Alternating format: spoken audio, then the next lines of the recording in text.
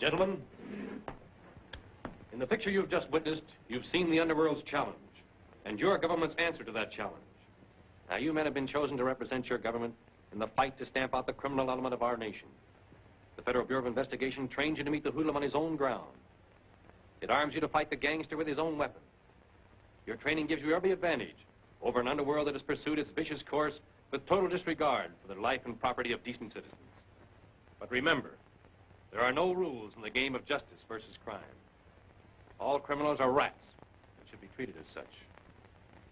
Your training is just beginning. Now it's up to you. Work hard, train hard. Because when you're full-fledged agents, you'll have to fight hard. Go to it. Good luck.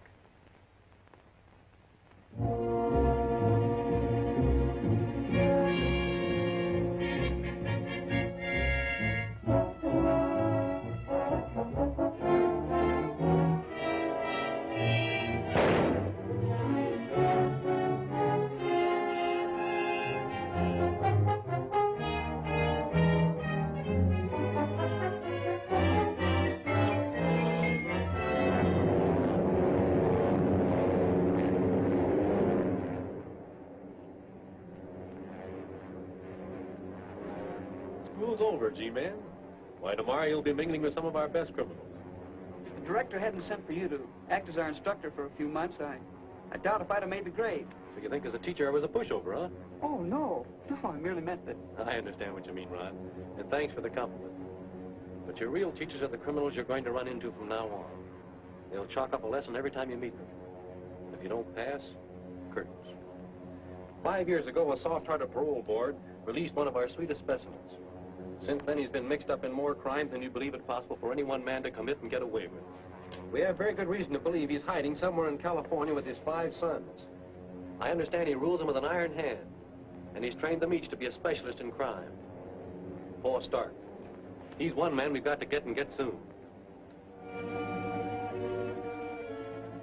I don't care if 50 G-men are arriving by plane tomorrow. I think the whole bunch of you are yellow. No son of mine is going to tell me whether their job is safe or whether it isn't. I make the decisions here and do all the thinking. Don't forget that.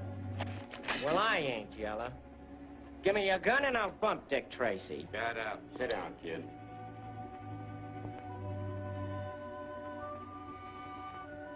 We're going to pull off that job tomorrow at 12 o'clock, just as I planned it.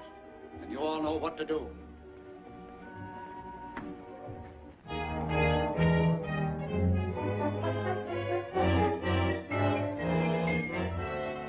No, sir, Mr. Tracy's not here. I'm expecting him at any moment. Yes, I'll be glad to. Mr. Tracy's office. Oh, yes, Mr. Field. No, Mr. Tracy's not arrived as yet. Yes, I'll be glad to. I'll tell him the moment he comes in. Goodbye. Things are coming to life around here with Tracy on his way back. Eh, Gwen? I can't wait to see him. Neither can I. Let's see. It's been almost 3 Come minutes. on, you public nuisance number 1.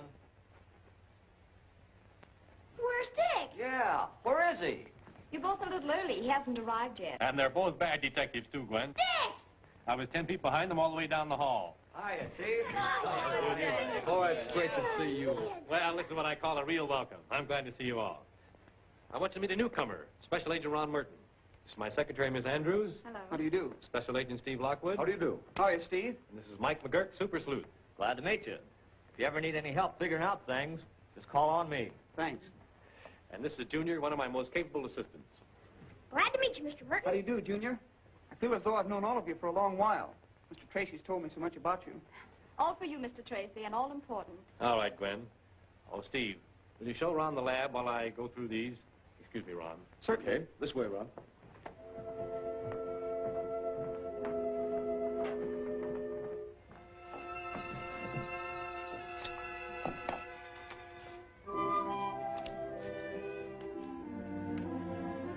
Just file this one. Hello? Dick Tracy speaking. Oh, yes, Mr. Ward. Surely, I'll send an agent right over. Ron. Pardon me. Gee, he sure is a swell guy, isn't he? Yeah, sure is. Yeah. No time like the present to go to work, Ron. The Ward Trust and Bonding Company has just requested a special agent to accompany $500,000 across town. Your first assignment. You'll find the details on this card. Right. I'll pick you up at that bank and we'll take Junior back to school. Okay. Yes, sir.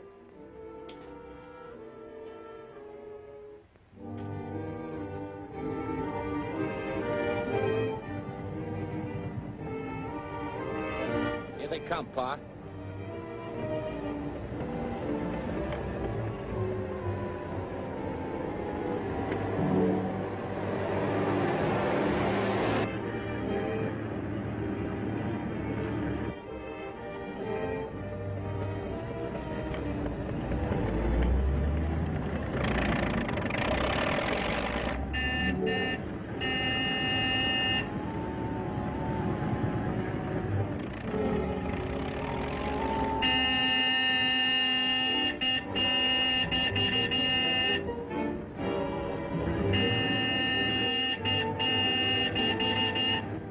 That van up ahead must be deaf. Yeah, you better turn off this alley at the next intersection.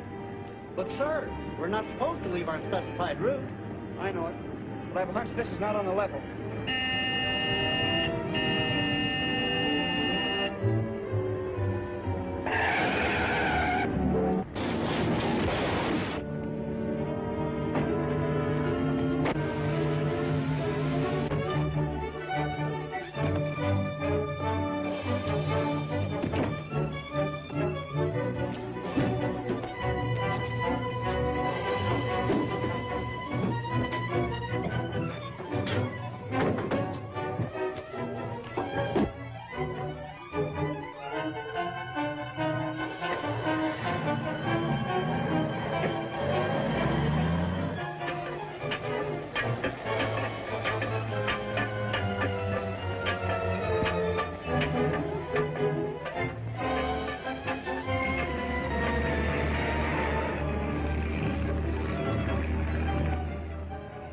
That gas sure finished those guards in a hurry.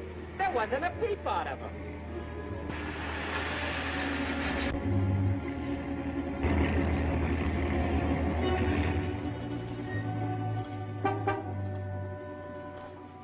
Hello, Mr. Tracy. Hello, Malloy. The word bonding shipment arrived yet? No, sir. It's about 8 minutes late. I was beginning to wonder about it. I'll check back over its route. If it doesn't arrive in 5 minutes, send out a general alarm. Yes, sir. What's the matter, Mr. Tracy? I don't know, Junior, but we're going to find out.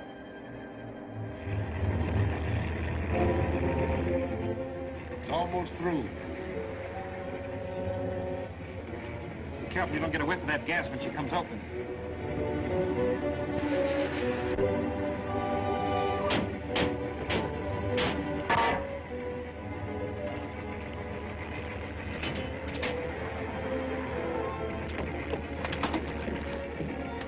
Get over.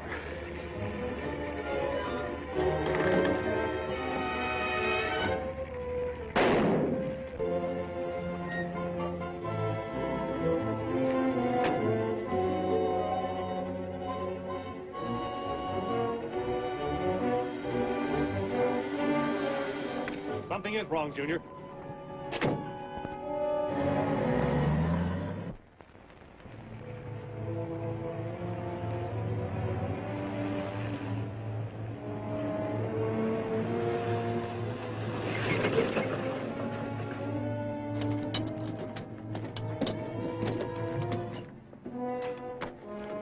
Hurry it up, boys.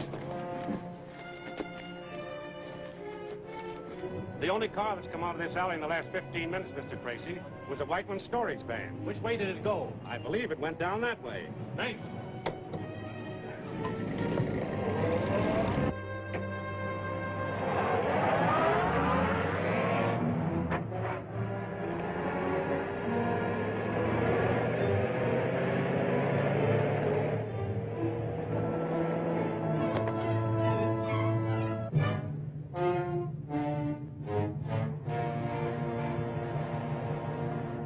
Certainly was a nice piece of wood. Yeah. Went out slick. But the G-man, he... What about the G-man? You didn't figure on gas masks. Well, come on, what happened? Don't worry. You won't cause us any trouble. Kid plugged him. He had a gun on Champ and me. Suppose you made sure he was dead. Well, he dropped without making a sound. Did you make sure he was dead? How do you know you haven't left a witness behind who can identify you all? Slow down. What are you doing? I'm gonna make sure of that G-man. The kid'll get him. Drive to the city dump. Why, hello, kid. I'm not the kid. Now get going. Sure.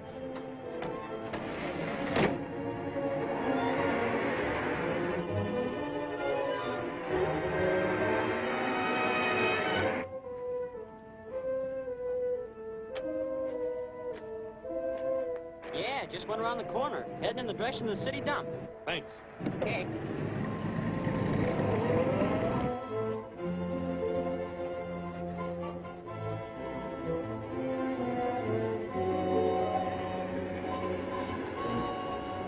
Slow down.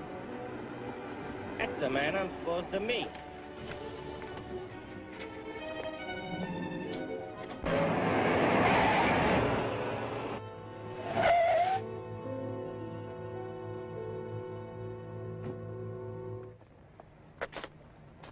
Run. Run. Stay with him, Junior.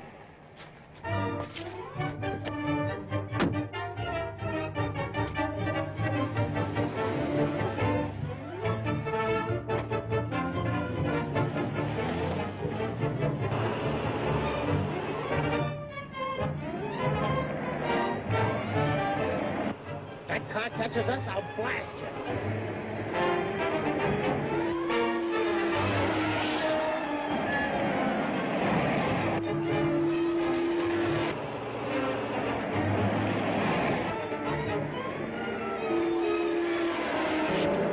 Take that next turn.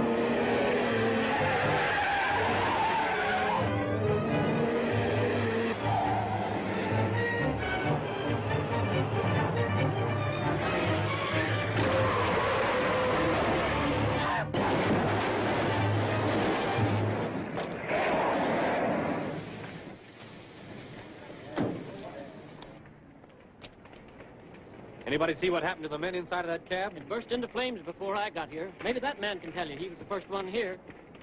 First one I ever seen. I was no more than 20 feet away when it happened. What about the people inside? Poor fellas, they never had a chance. The driver still seemed to be conscious.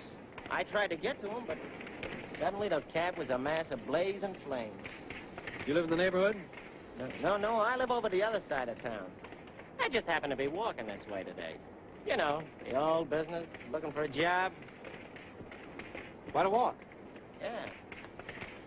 Especially with a broken ankle. You'll be needing a doctor to fix that fracture. I tell you, I broke my ankle when I was trying to help those people out of wreck. What did you do with that gun after you shot Special Agent Merton? I never had a gun. I don't know what you're talking about. Make a paraffin test of his right hand. Hello? Lockwood speaking. This is Gwen with the hospital. Hold the line. Mr. Tracy wants to speak with you. We got him into that iron lung just in time. The nerves controlling his breathing muscles were paralyzed by 2 of the bullets. Mr. Lockwood's on the phone. Thank you.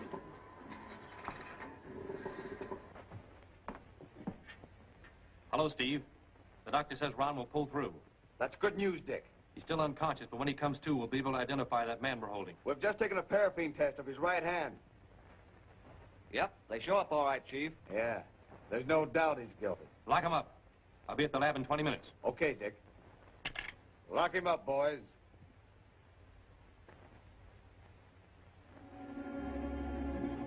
Pa, Dick Tracy's got the kid. He's going to pin the whole rap on him. What about the other G-man? Still living. They got him in an iron lung over at the receiving hospital. Has he talked? Not yet. He's been out like a light since they picked him up. They'll have a hard time burning the kid if that G-man never talks. He's not going to.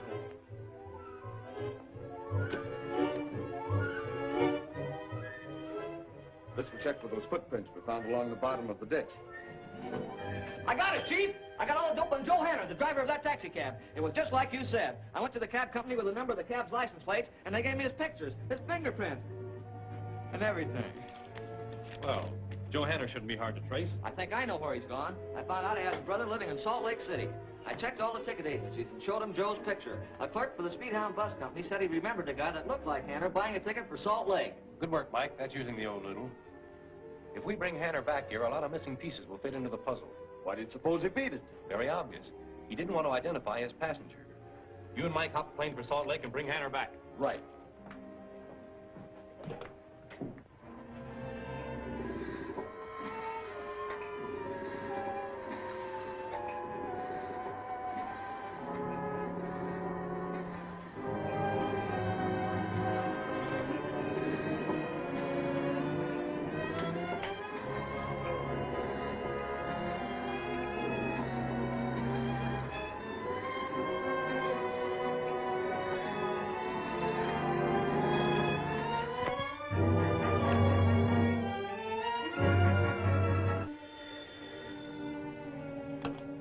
Hello?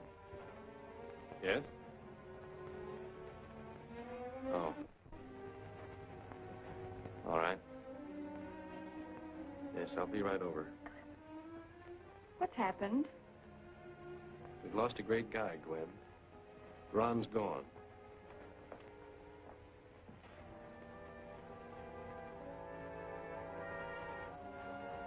It was only this morning I sent Ron on his first assignment. Gee, he was proud. Proud of that first job. I'm going to finish that job point, Gwen. There won't be a rat left in the underworld who'll be allowed to forget why Ron Merton died. This is a cast of the tire tracks left by the car in which the gang made their getaway. Notice the distinct flaw that appears on the tire, caused by a defect in the mold used in making it. Now, there are not more than a dozen retread tire shops in the city. Check on each of them. Find one with a corresponding flaw in the tire mold. Then get a list of persons to whom such tires were sold. Get going.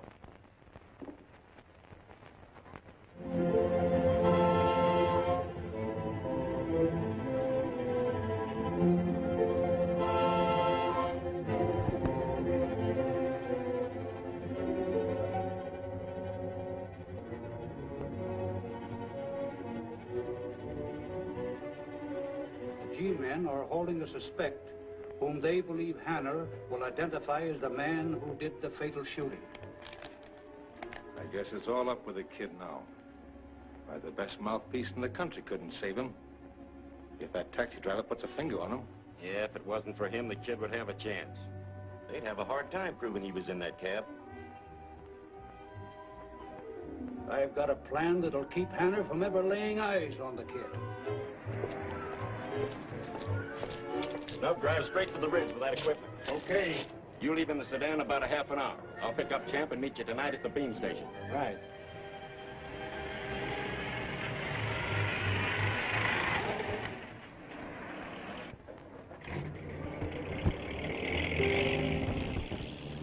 Hello, Mr. Tracy. I've located the shop where those tires are made. 203 South Norman. Wait for me there. I'll be right over. I discovered the flaw you're speaking of after I'd struck off about 3 sets of tires. I had the mold repaired right away. Well, that narrows the search down considerably. What became of those tires? Why, that fellow who owns the electrical shop across the street said he wanted it for some friends of his. So I sold him 2 sets. That's him now. Thank you. We'll question him.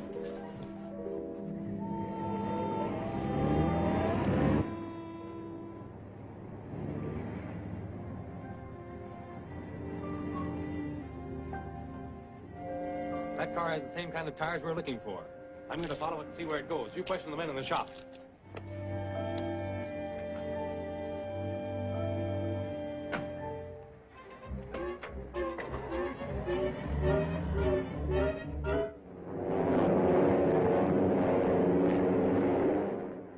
I figured anything was better than getting mixed up with that stock gang, so I lit out. So it was Kid Stark who did the shooting. Yeah. My life wasn't worth 2 cents being a witness to it. Why, they'd have rubbed me out in no time at all. You guys will have to give me plenty of protection until the rest of that gang is rounded up. You'll get it all right.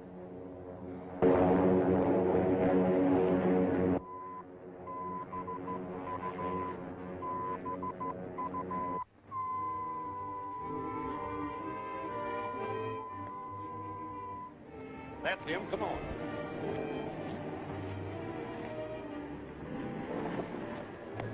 Park the car off the road, Sam. We got to step on it. There's not much time.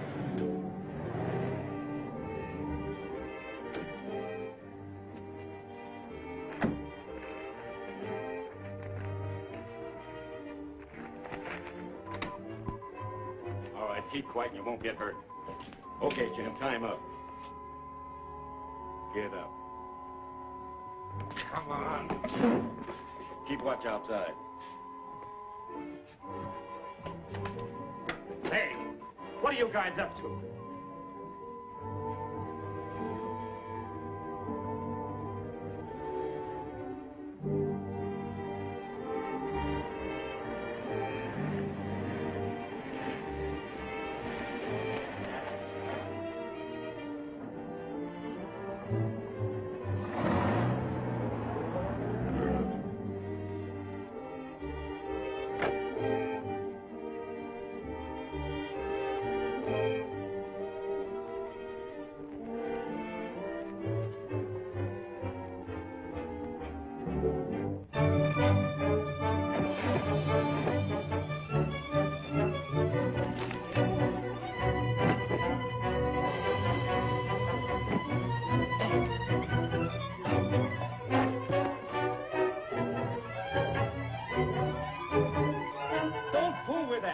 Broadcasting a beam signal. There's a ship in the air coming in on it. You're telling us.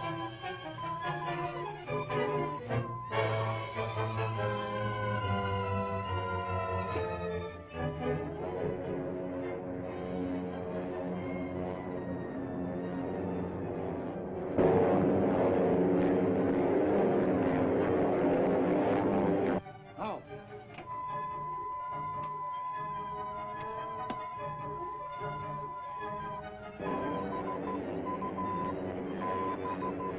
Funny, we were almost off it.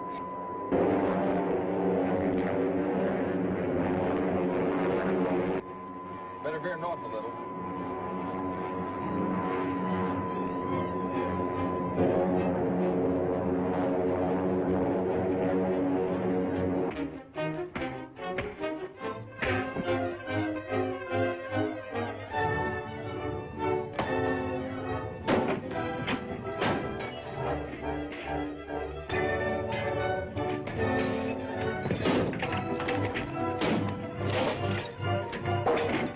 Don't move.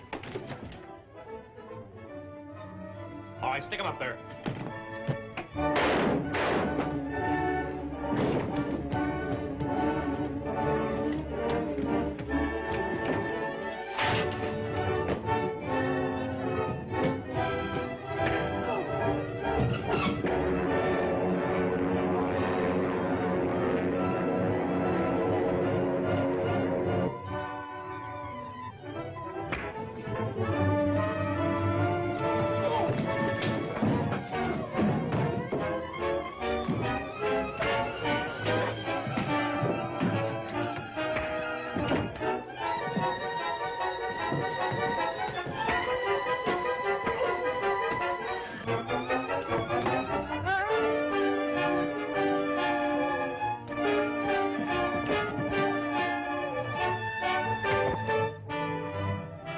What are they up to in here?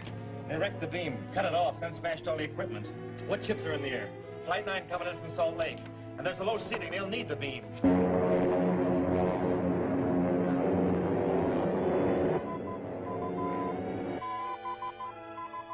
The minute the beam cut out, they probably circle ahead for another port. They're in constant touch with the airfield anyway. Well, can we listen in on their reports? Everything's wrecked in here. But the fellow who works the day shift has a receiving radio in his plane. It's on the field outside. Come on.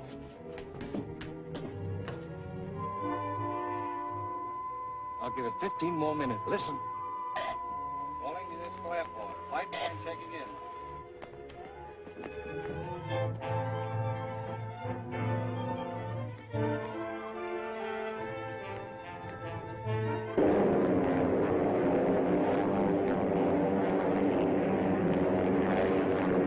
Flight 9 calling the airport. Calling the airport. Flight 9 calling municipal airport. Municipal airport back. Go ahead, Flight 9. Flying at 3,000 feet. Airspeed 180. Visibility poor. Beam coming in strong. Flight 9 reports the beam coming in strong. But that couldn't be.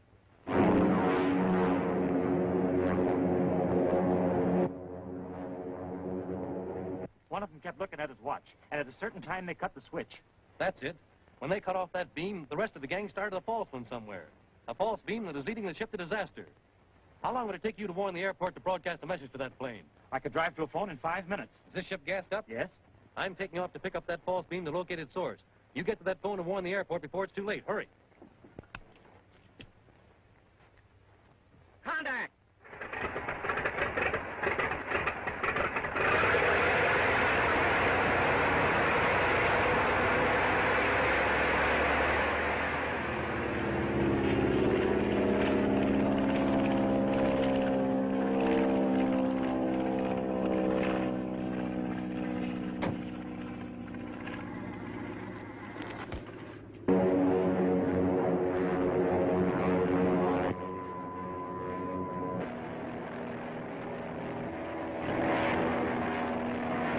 Calling municipal. Flight 9 calling the airport.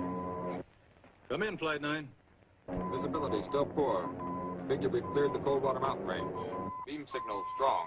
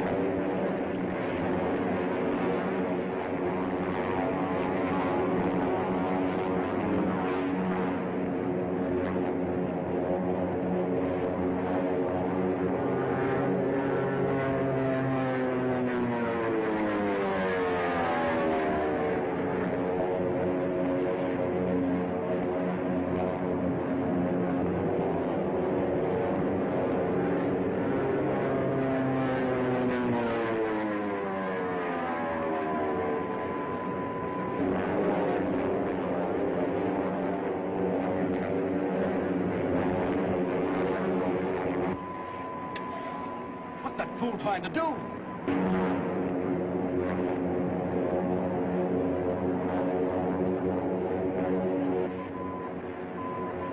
The crazy pilot's trying to wreck us, Mr. Lockwood. Look.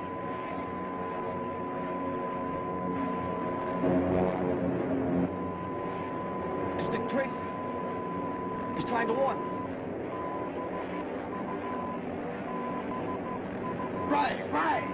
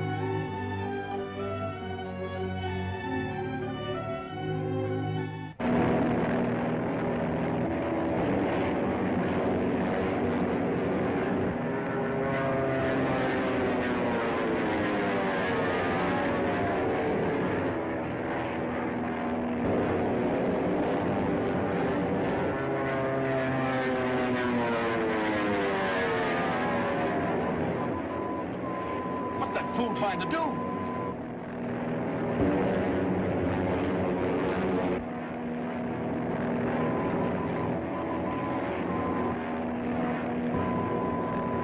It's Dick Tracy.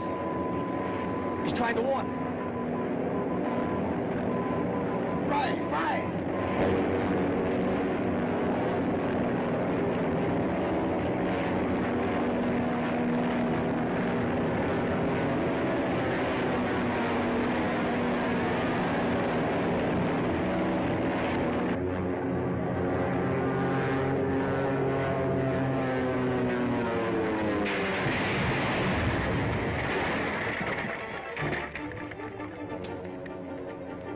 Airport. Municipal Airport, Flight 9 calling. Municipal Airport. Jones answering. Go ahead, Flight 9. Dick Tracy's plane crashed at azimuth north, 48 degrees west. Distance approximately 28 miles from your position. Wrecked in flight. Send a rescue party immediately. That's all. Load the stuff on the truck. Stop, drive the truck to town. Right.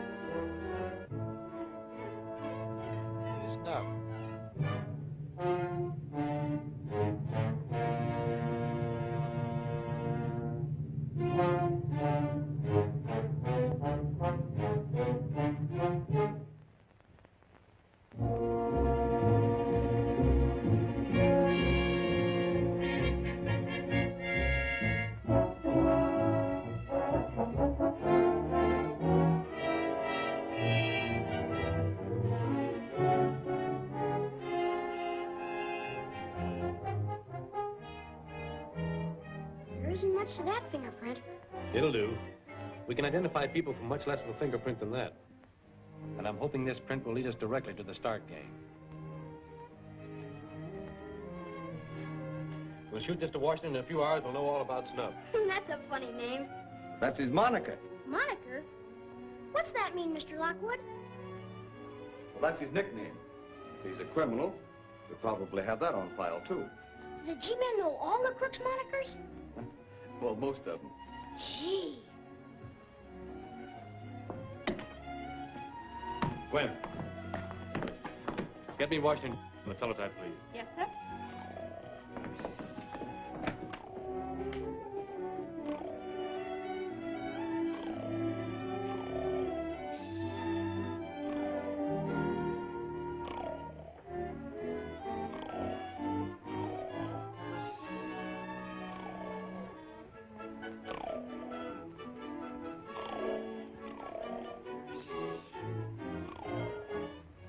Identification Division, FBI, Washington, D.C.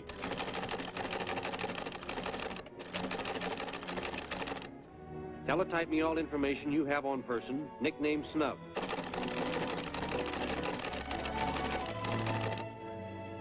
Fingerprint classification. Tracy's car's over in that garage. If he gets to court, he'll pin the whole rap on the kid. Not when this blows up. Okay, when you get it planted, go on back to the hideout. Right.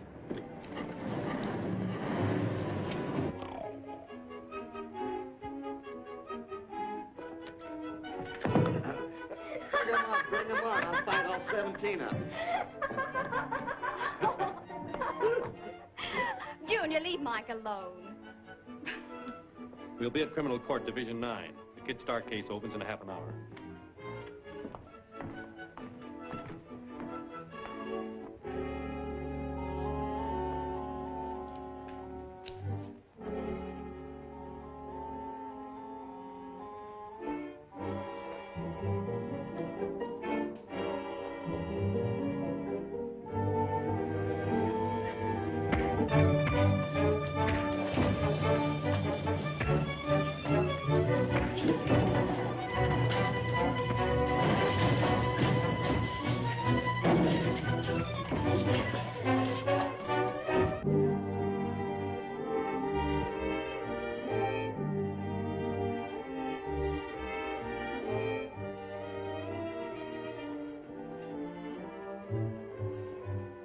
Nice people. Yes. I've a suspicion they don't like me.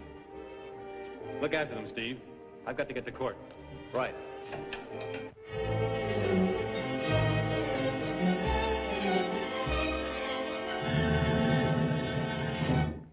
They'd never have convicted him without Tracy.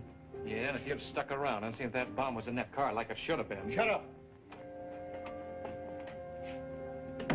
Well, what do you want? Mayor, we need more cars for that Manila shipment. Well, you heard him. What are you waiting for? Come on, get out. Okay. About that special bill Parker. Put in a Super 8 Harmer motor. Change the serial numbers. Take that sedan body off and make it a coupe. Yes, sir. Paint it yellow.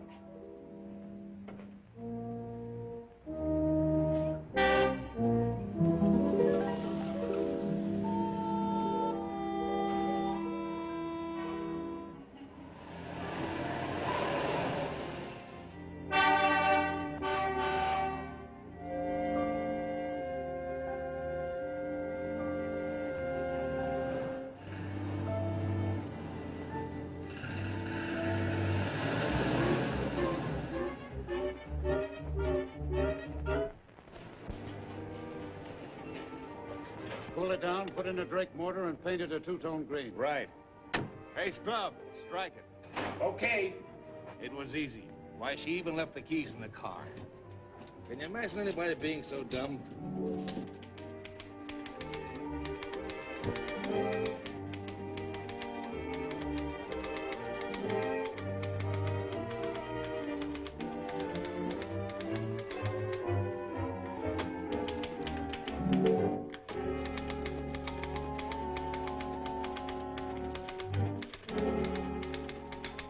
Mid-City Garage. Let's go have a talk with Mr. Snub Madison.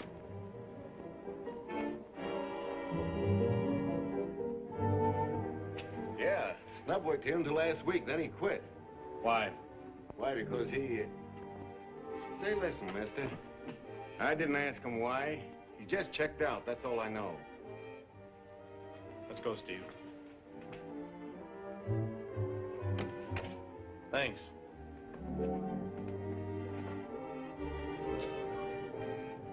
Well, what do you think? Snub's up there all right. I saw his time card in the rack. You get Hunt, Ransom, Reynolds.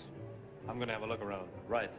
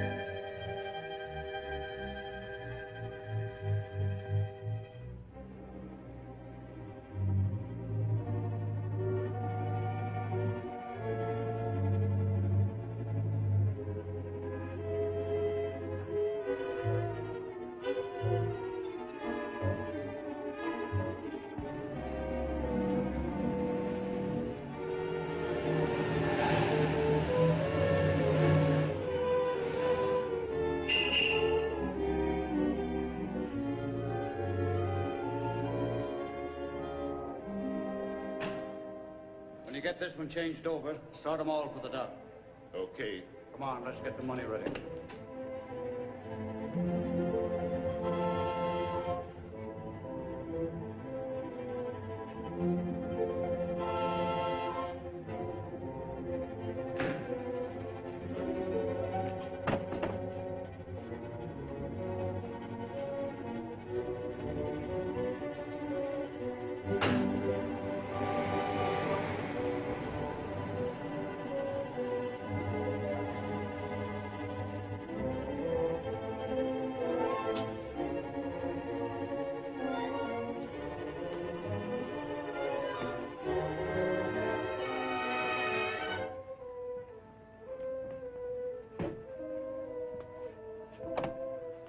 $500,000. It certainly was a swell haul. Why, that armored car job was just the beginning. Don't move. Turn around. All right, you. Turn around. Put out your hands.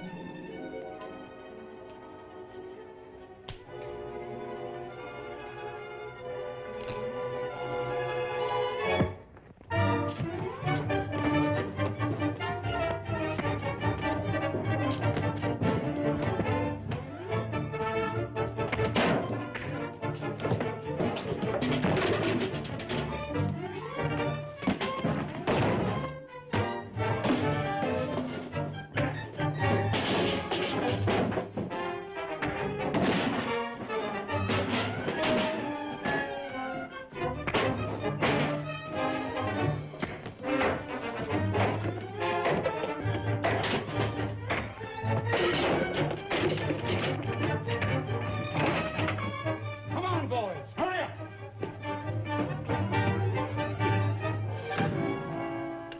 What's the idea? The paint remover is loaded with ether.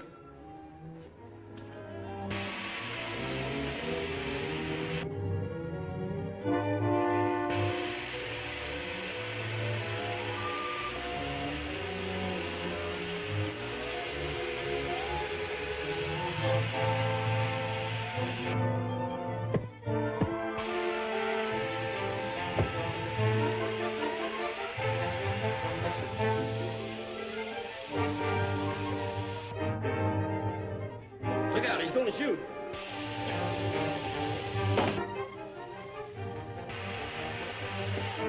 Well, what do we do now? That ether gas won't clear out for hours. Trigger, do pull that car over the head of the ramp. Don't let that gas get you.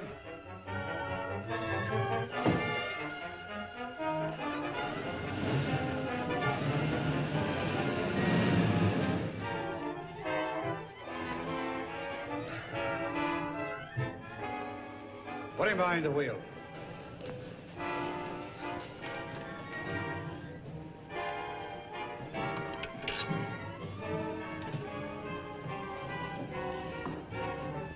Ramp the wheel over and get out. He'll crack up, and his death will be accidental. Shove it down the ramp.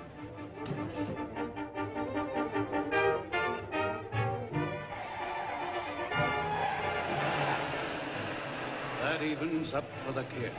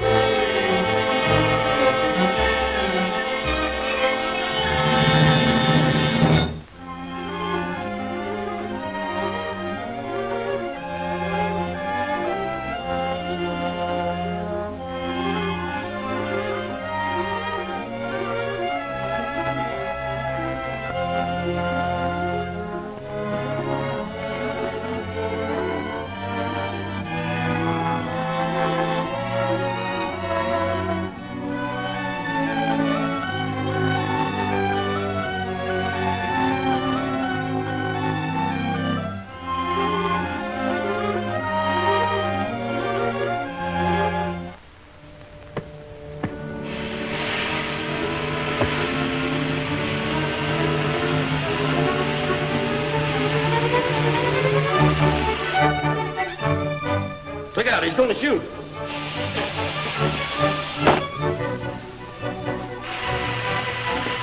Well, what do we do now? That ether gas won't clear out for hours. Trigger, do pull that car over the head of the ramp. Don't let that gas get you.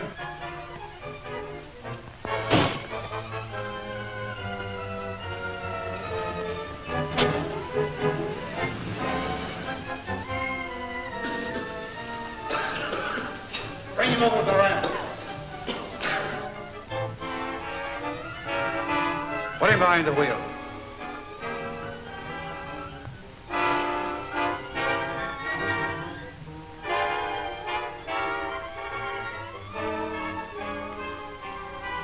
Ramp the wheel over and get out.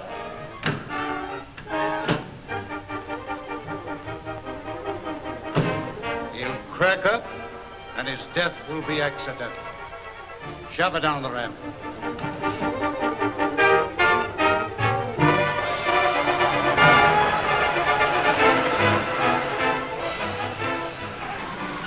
That evens up for the kid.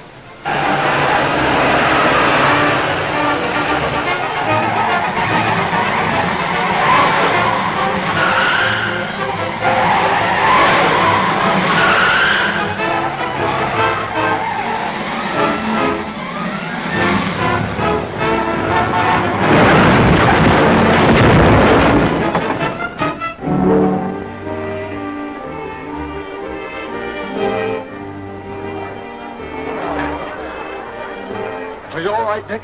Yes. The Starks. They're on the 6th floor. Come on.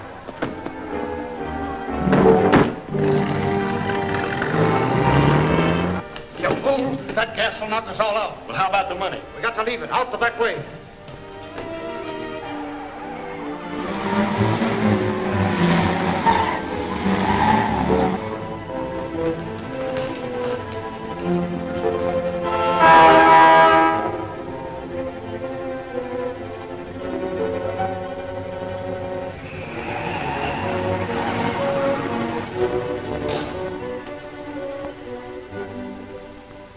Hand me that gas mask. Come on.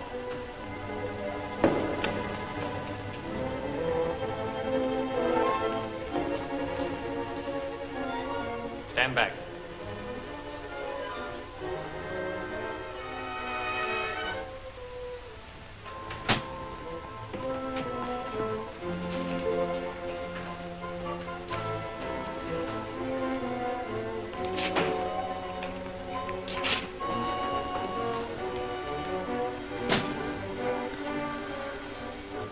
Money Ron Merton was guarding when he was shot.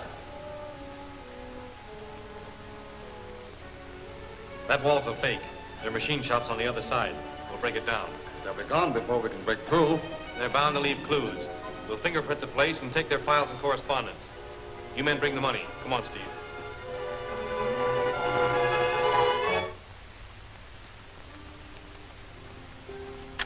They certainly didn't leave much.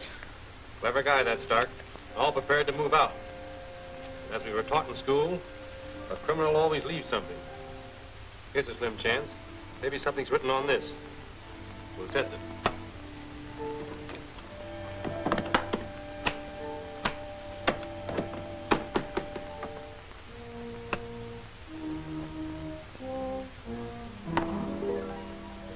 Thank you.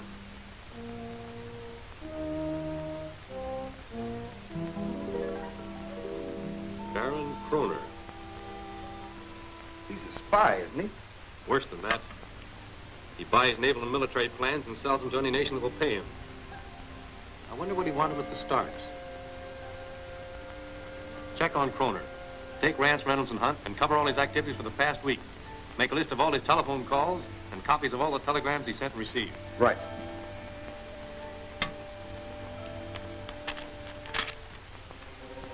Just why do you want this radio control, Baron? Because the radio control installed in the new Army tank represents the outcome of 10 years' experiments by the finest brains in the United States Army. A military development of the utmost importance. What about the guards, Kroner? They'll have been disposed of. The car that the tank is being shipped into the coast will be sidetracked at Perlita Junction about 2 p.m. The rest is up to you. We'll have the radio control for you before leaving. Excellent. The powers I represent will pay you well for its safe delivery. But, gentlemen, remember, I expect results. Good day. To Baron Nikolai Kroner, Shore Hotel, Los Angeles.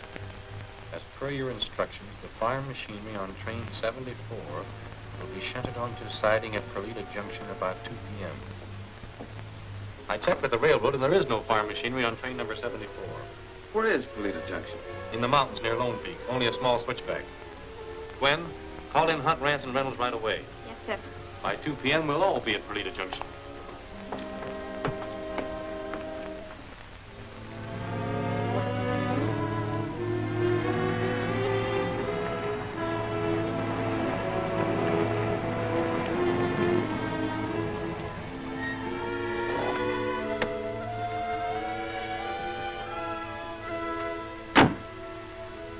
Pretty quiet. Right on time. Wait here.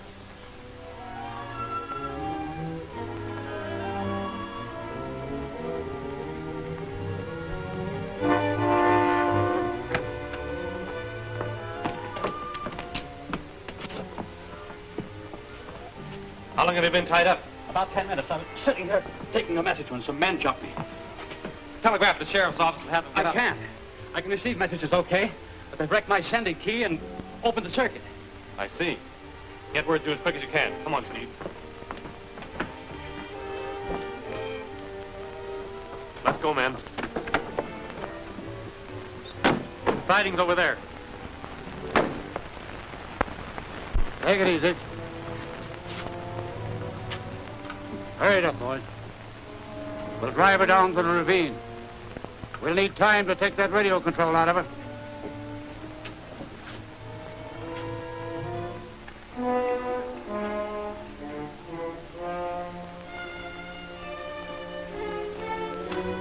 Look.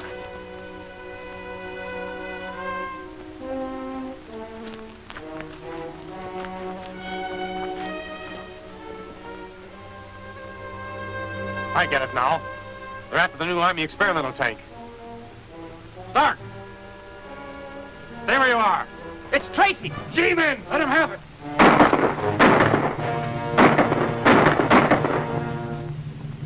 Steve, take Hunt and Rance and circle around behind them. Right.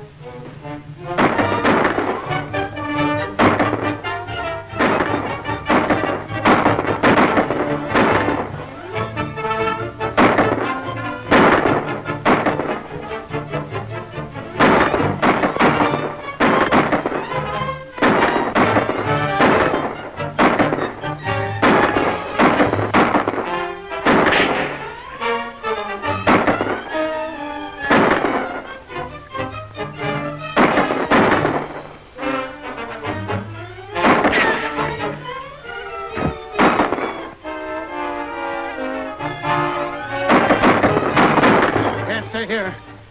Trigger, get the engine started. It's our only chance for a getaway.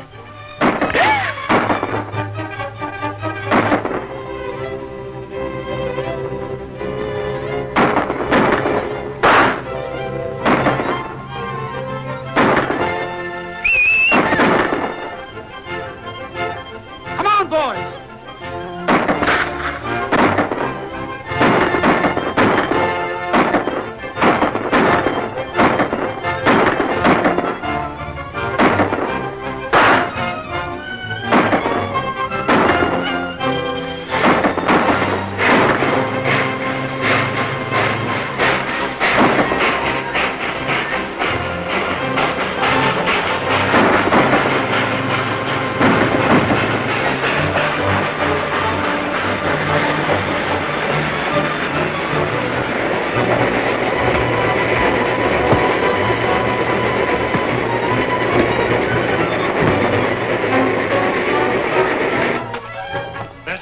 Wild down the mountain.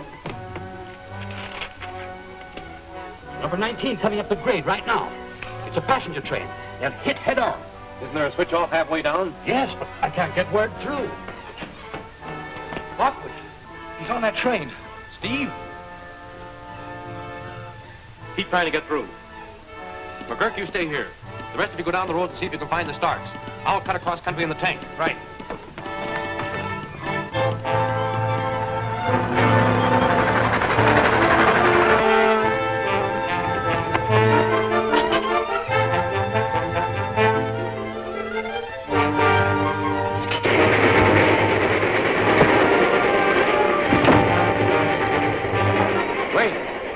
Let him ride the car down the mountain. Supposing he comes to and jumps off? I'll fix that. Take those handcuffs and handcuff him to that.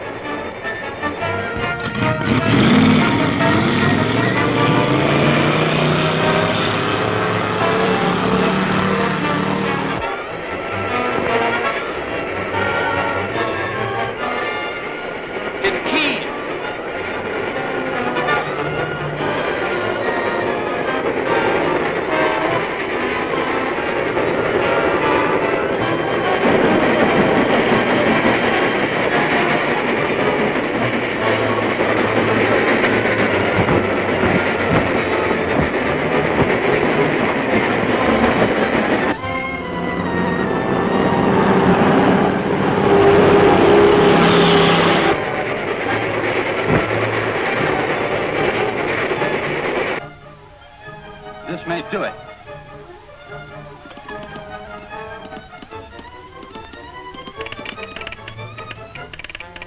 It works.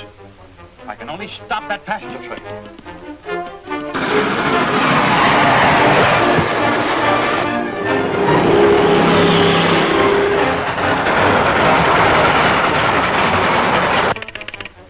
Too late. Number 19's already gone through.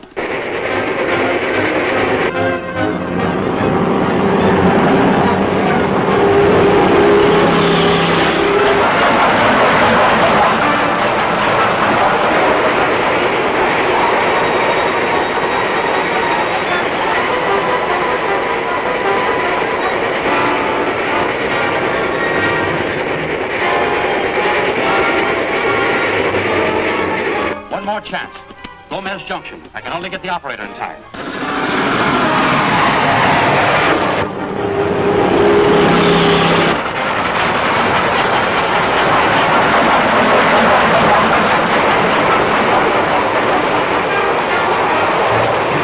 Steve's on that train. He may be killed. He's only one. There are hundreds of people on that passenger train.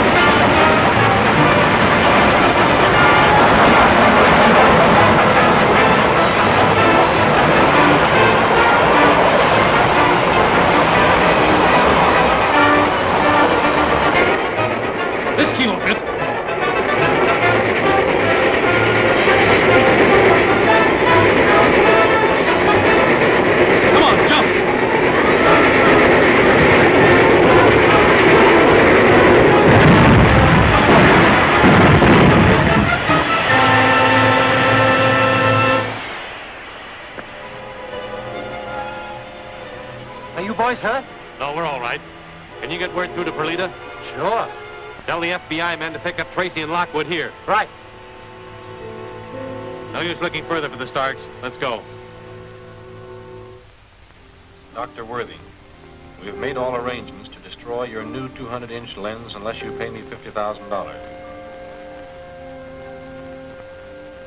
Further instructions will follow. Dr. Worthing, he's the famous astronomer at Wilmar, isn't he? Yes, and he just finished work on that new 200-inch lens. Have this tested for fingerprints. Yes? Steve, get me all the dope you can on Worthing, will you? Right.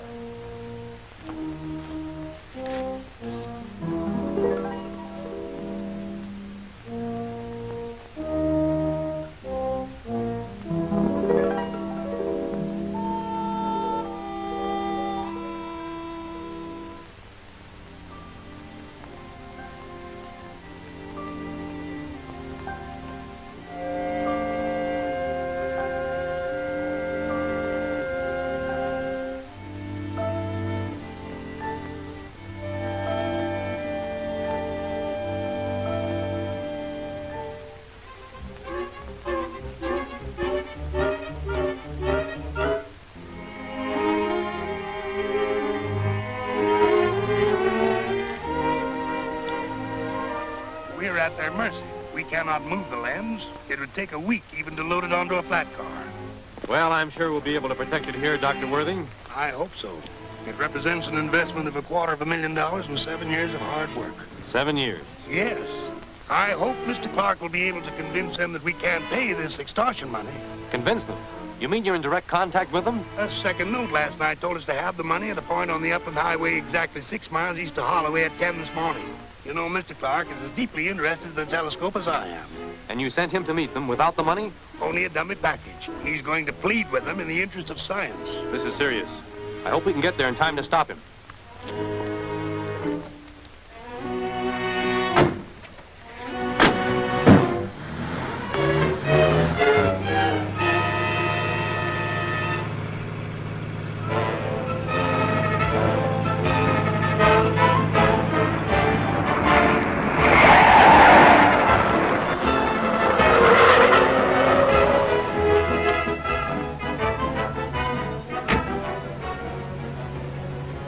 Move over.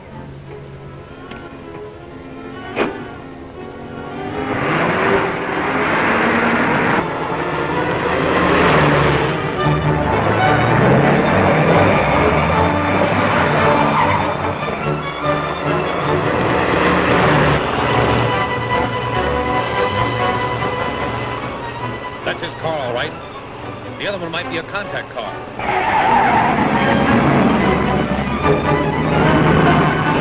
Let's get it.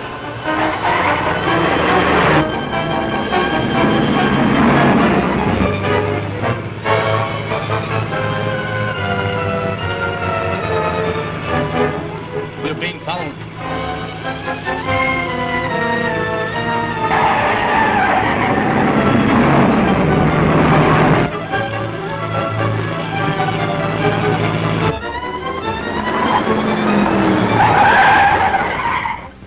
In the other car.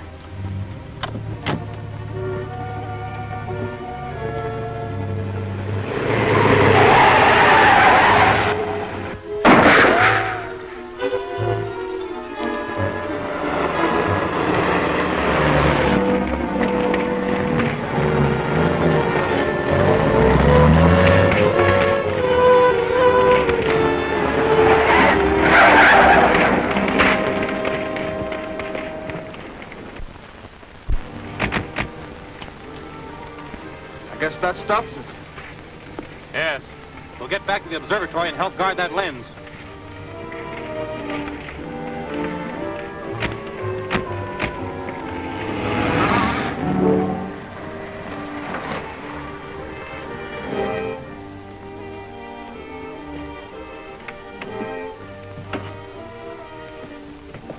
Here's the money.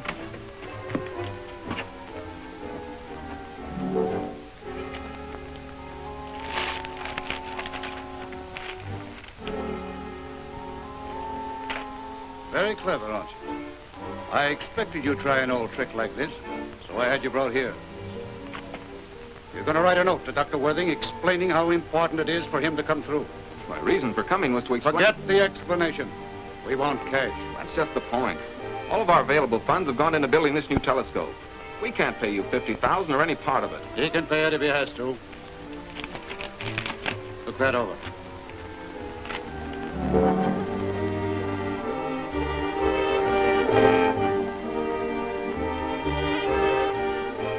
Why, this is a plan. Yes.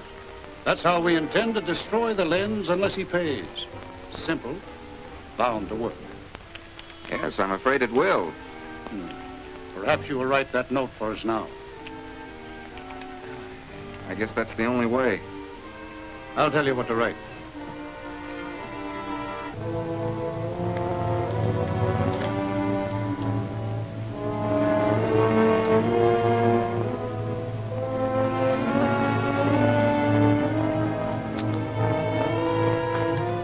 Don't worry about Clark, Dr. Worthing.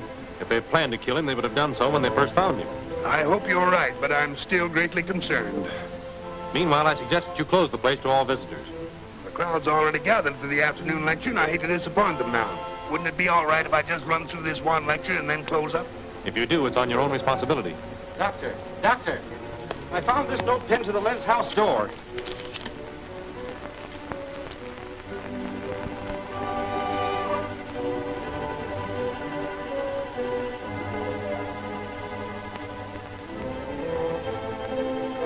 Clark seems convinced they mean business. They must. Clark couldn't be intimidated. It's 3:15. I suggest that you finish your lecture and get everyone out of here as soon as possible. Yes, I'll hurry it through, and we can have everyone waiting here by 3:15. Meanwhile, I'll make sure no one gets near that lens.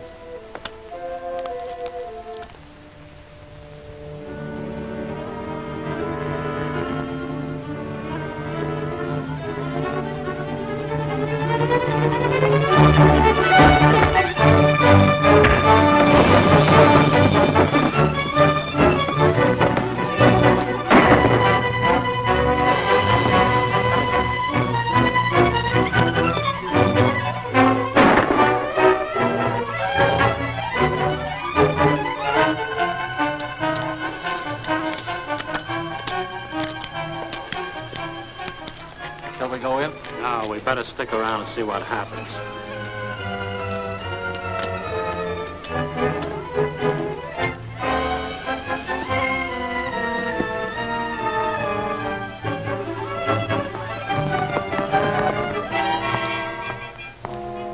Most peculiar, Mr. Tracy. What is it? Why, this building is out of line. An error has developed in my calculations, and I just found out what caused it. I finally discovered this building had sagged and thrown my instruments out of line. These foundations certainly seem solid enough. Oh, they've been standing solidly for years. I can't understand it.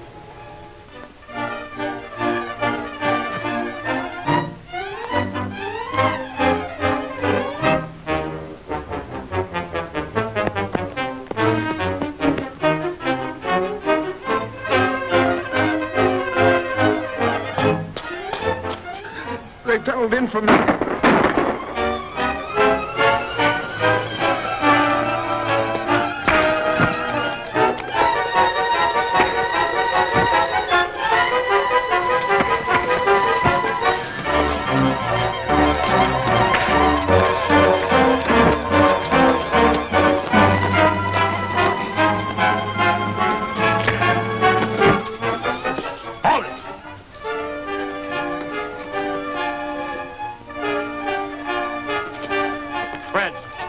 Take care of them.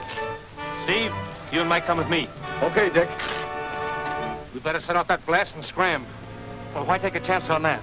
We don't get the money either way. And let them think we're bluffing? I guess you're right. I was just thinking of all those visitors up there. That's their tough luck. It's now or never. Come on. It's no use, Mr. Tracy. He's dead. From what he said, they must have a tunnel under the lens. But where's the entrance to it? The sagging building. The tunnel must be under here. If the lens building is in that direction, and the tunnel passes under this building, the entrance must be that way. There's an old mine tunnel down there. That's it. Come on. The rings about the planet Saturn are gaseous in nature.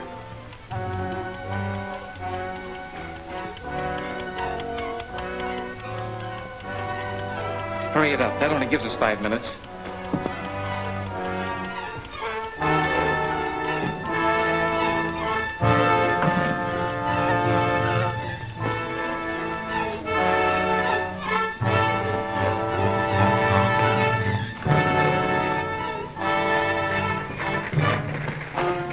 Somebody's coming.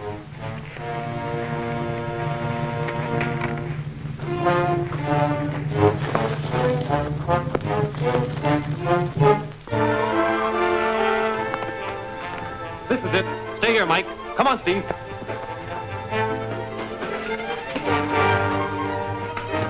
Looks like we beat him to it.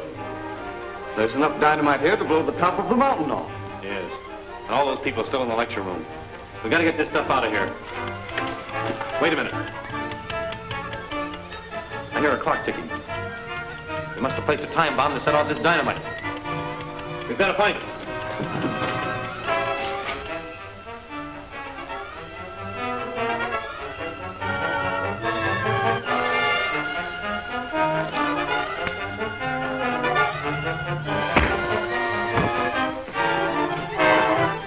Let him go.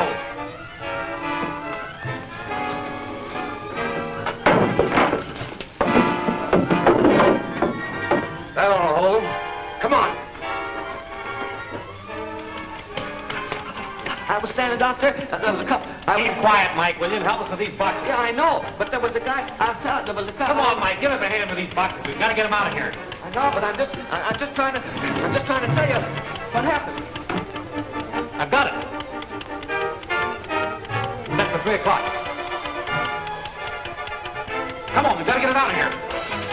At this point, the sun is approximately 93 million miles from the Earth.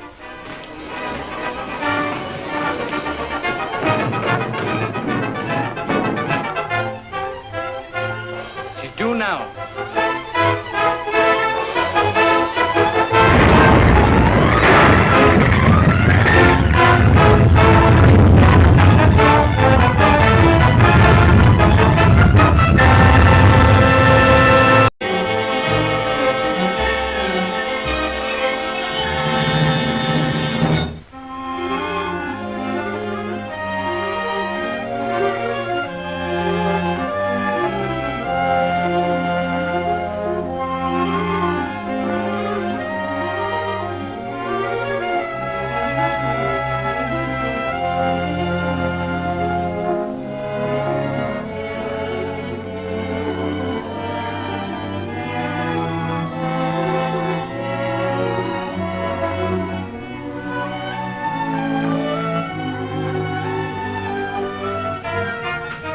Looks like we beat him to it.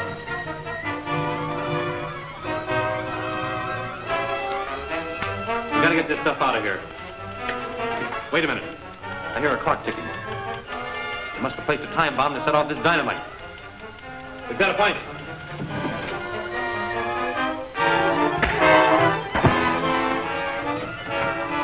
Let him go.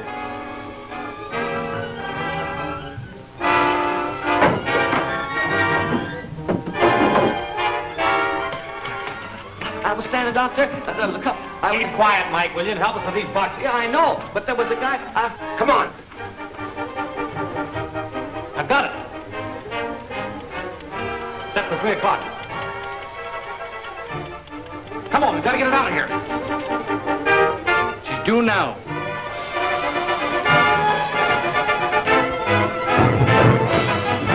It's locked. That's what I was trying to tell you. A couple of guys jumped me outside. Get back. It's our only chance. But what are you going to do? Get back!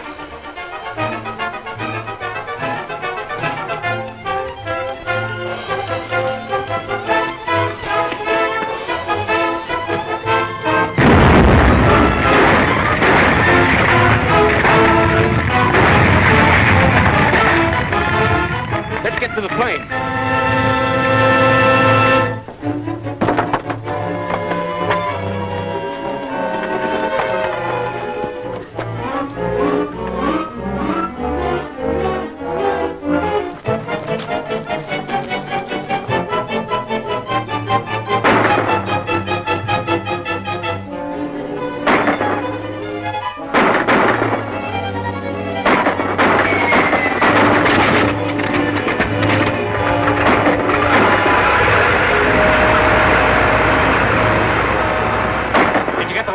It seems to me there was an X in front of it. X means experimental. Must be an experimental plane.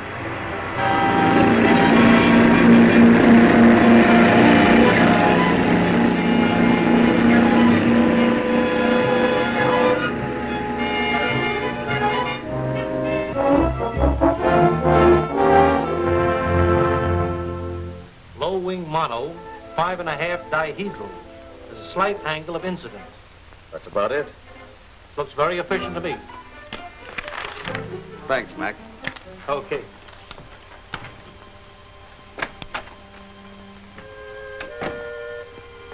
Here we are, Dick. How does it look to you? That's the way I saw it. Right to scale. Look familiar, Mike? Yeah. Call the National Aircraft Company, Gwen. Now we'll find out who makes this plane and trace it down.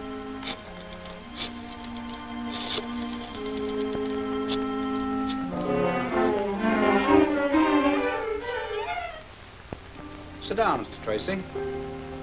It looks like the model, all right, but you must be mistaken. The plane you saw simply couldn't have been the type. Why, only 4 of these planes were ever made. 1 was wrecked during a test flight. The other 3 have never been flown. Well, we must be mistaken, Dick. Thank you very much, Mr. Carston. We're making a test flight with our number 2 ship in a few minutes. Of course, these are designed for the government, but as government men, you're very welcome to view it. Thanks. We'll have a look. Come with me.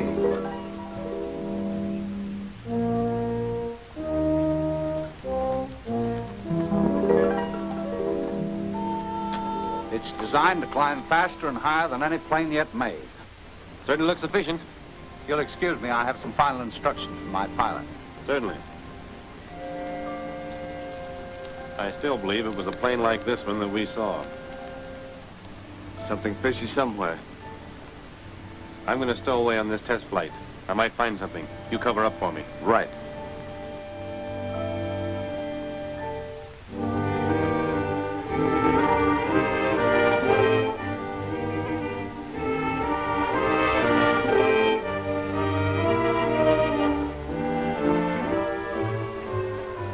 This is Brand, our test pilot. Mr. Lockwood is from the Federal Bureau of Investigation. How do you do? Howdy. Where's Mr. Tracy? Why, he had to leave. Left his thanks for your courtesy. I'm sorry. Well, Brand, all set? Yes, sir. Plenty of oxygen? Fresh tanks? Shoot okay? Yes, but I don't think I'll need it today. I hope not. Well, off you go. Good luck. I'll do my best, sir.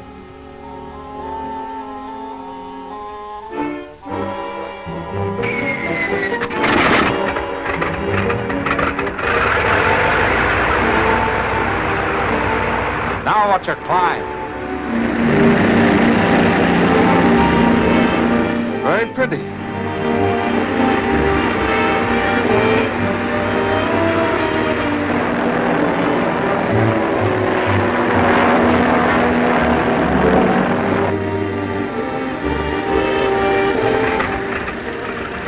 Here he comes.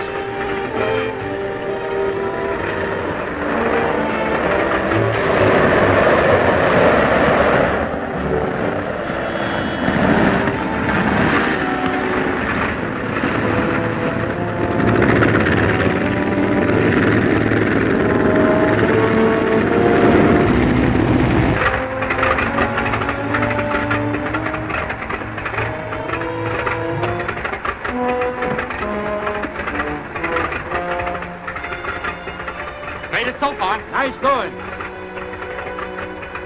Better take her up over Edgeworth Bay, circle the town a couple of times so you'll have plenty of witnesses. But fly high so they can't spot the type. And don't forget to call when you land.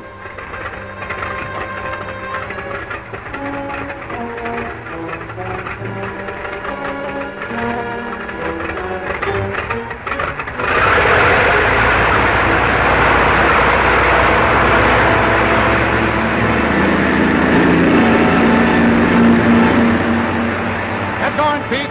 Tell Wade to dismantle her right away and load her on the truck.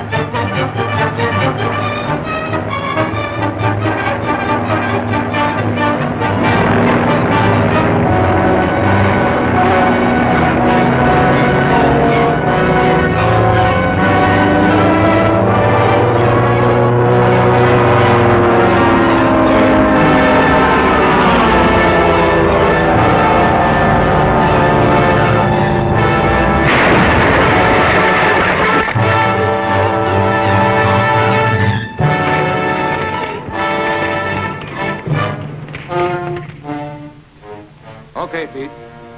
I think I know who it was. It must have been Tracy again.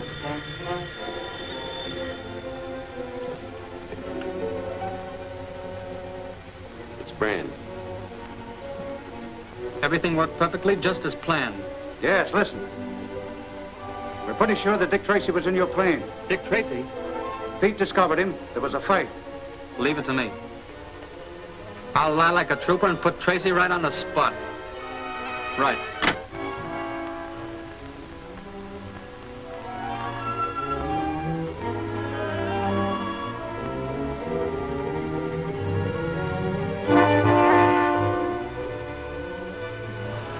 What do you make of it? There's no doubt about it. Stark is stealing government planes from Carston. But how? Simple enough. I think that test pilot Brand switches planes. He turns the government ship over to Stark and then wrecks a decoy plane of similar appearance. Shouldn't we grab Brand? No, he's small fry. By keeping our eyes open and playing dumb, we'll get onto the trail of Stark. He's the man we're after.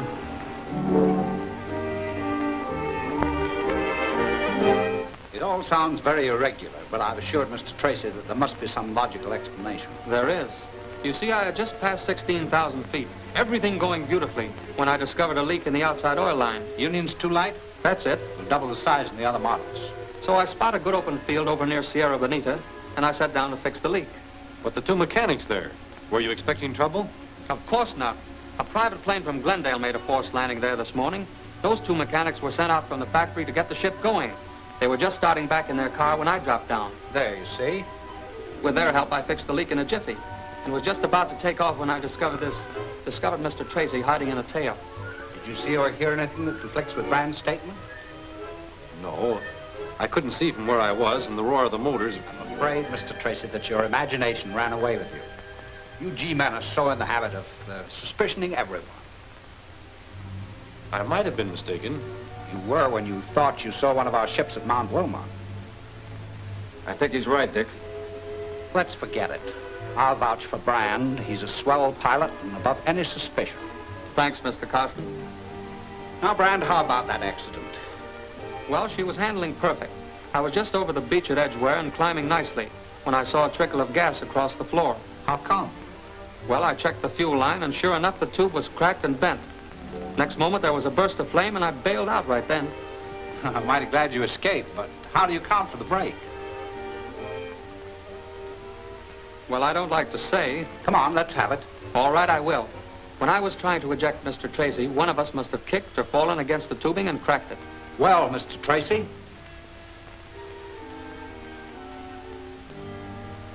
I was assigned to this case, Mr. Carston, and I've got to follow it through. Well, if you're still suspicious, how about coming along with me tomorrow on the test flight? We are testing number 3, aren't we? Definitely. We have only 3 days left to cinch that government contract. Of course, 2 of this model have cracked up, but I'm sure you'd be safe tomorrow. I'll be with you. Okay, see you then.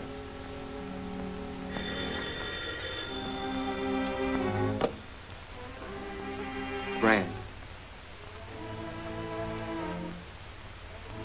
Yeah, what is it? I didn't think he'd have the crust, but he's going up with me tomorrow. Perfect. Here's where we get rid of Tracy permanently. I'm not going to get my neck stretched for that guy. You don't have to. Now, here's what you do. When you take off tomorrow...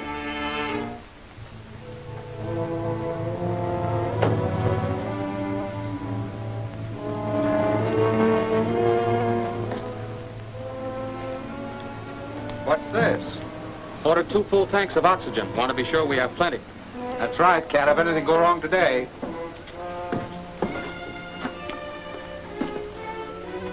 Which is the oxygen and which is the anesthetic? The one with the brown band will put him to sleep. Dick, I hate to see you make this flight. Forget it. It's all in the day's work. Happy landing. Right. We're waiting for you, Mr. Tracy. All set.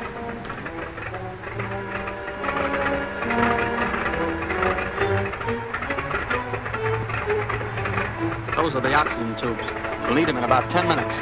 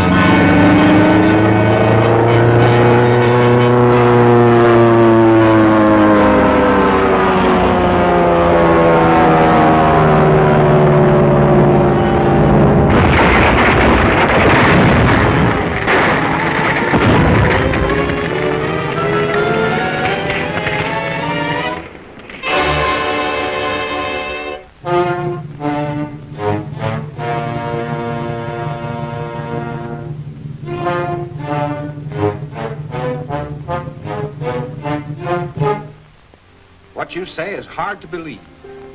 I suspected from the beginning that the Stark gang was stealing your planes. They would have had the third one if your test pilot hadn't tried to do away with me. Well, this is a serious matter. You see, the government had entrusted me with certain specifications. The motors on those planes contain a secret that mustn't fall into the wrong hands. We're a little late, Mr. Carston. They've already stolen 2 of your planes. I understand you have only 1 remaining plane of this type. That's right. If we're in luck, Stark gang will try to steal the motor from that 4th plane. If we help them do it. I got you. We used that 4th motor as bait and set a trap. Exactly. But it must be a very clever trap, or they'll never fall for it. The Stark gang must have spies among your men. Give out general orders at once that the 4th plane is to be entirely dismantled and the motor packed for shipment by truck. The motor will leave my factory by truck, but this is only to make it look on the level.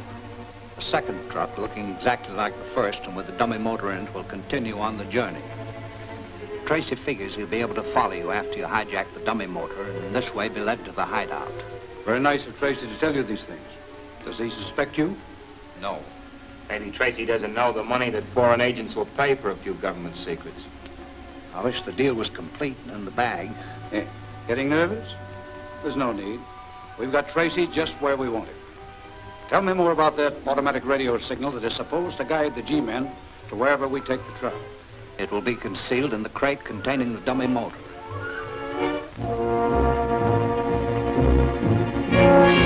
This automatic radio signal will be started the moment the truck is stopped. Your job, Gwen, is to take the direction readings as we broadcast them into you. Triangulate them on this map. That way, we'll always know the truck's exact location. Now, I've got to go. This thing has to be crated and put aboard the truck. Good luck, Steve. Thanks.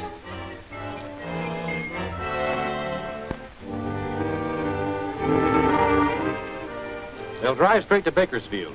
If you're stopped along the road, don't resist. Just give this cord a yank. That'll start the automatic radio signal concealed in the dummy motor crate. I see. You want the hijackers to make off with the truck so you can follow them and see where they take it. That's right. The other truck's coming, Dick. Start your motor.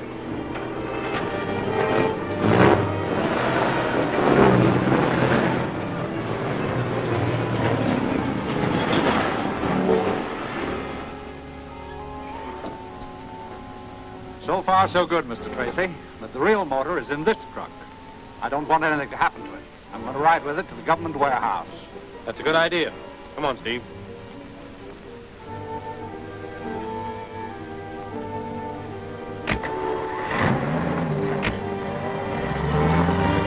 All right, drive straight to the hideout. We'll take this motor right to where the other 2 are. What about the guys driving the other truck? I picked them for the job. They know the score. Let's go.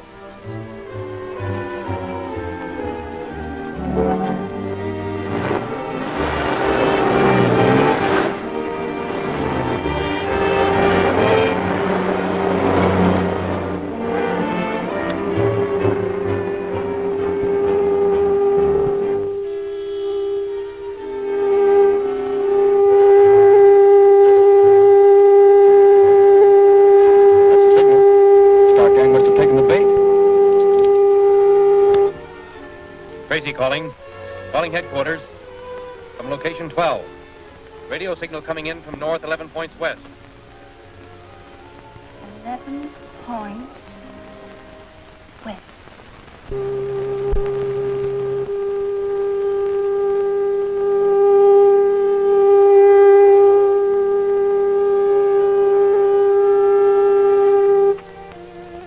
Stanton from location 3. Signal's coming from west, 20 points south.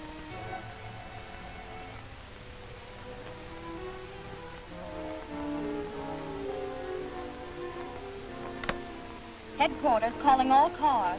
Headquarters calling all cars. Truck's position approximately 3 miles north of Coyote Well, Highway 99. Standing by.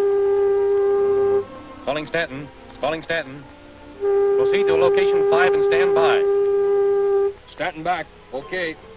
Let's go.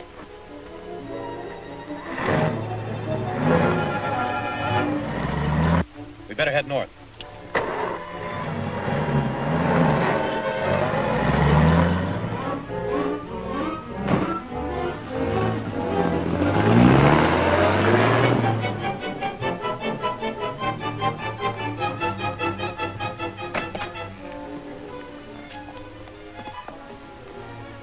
There, now, there's nothing to do but wait for the payoff when the foreign emissary gets here. This is a red letter day, Carson. If my plans go through, Dick Tracy will never trouble us again. That truck should be entering Dorman Canyon with the automatic radio signal on it about now. Here comes the truck.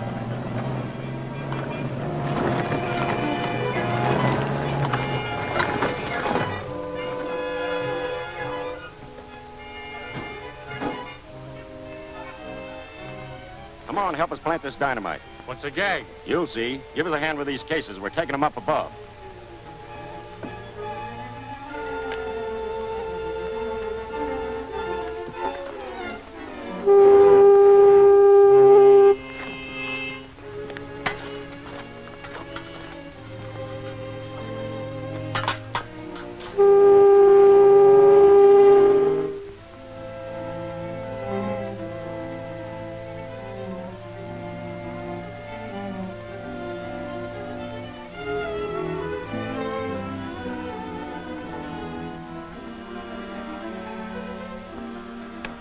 Calling Tracy. Calling Tracy. The truck is stopped in Dorman Canyon. Dorman Canyon is midway between Hammett and Taunton City. Okay, Gwen. Stand by. Calling Stanton. Calling Stanton. Proceed to Dorman Canyon. We'll meet you there. That is all. Message received. Cut across to the ridge route.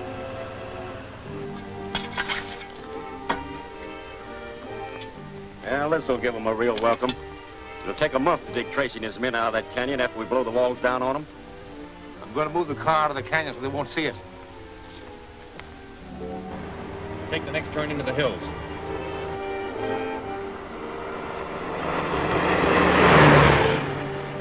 Well, the G-men ought to be along any minute now. You two stay here, light that fuse when I give you the signal, then clear out.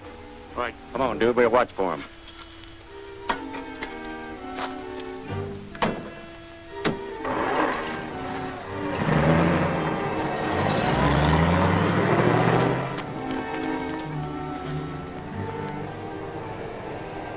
Look!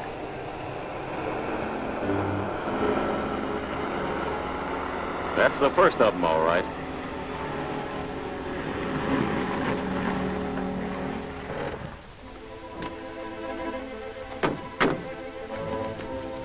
There's the truck. And no one near it. Let's find out. No, wait. I don't like the looks of things. Dick.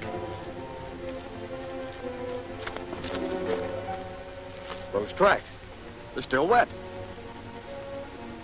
There's something fishy about this. Think it's an ambush? It might be. Lay low and wait for Stanton and McGurk. I'm going to see where these tracks lead to.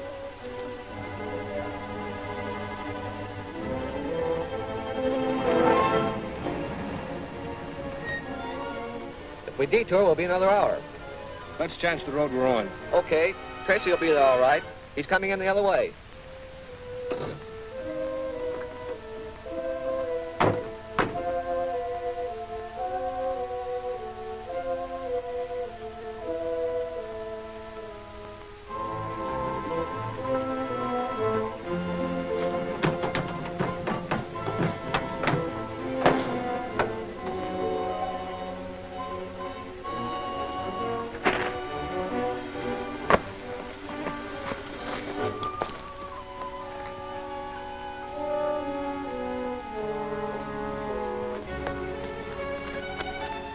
There's the truck.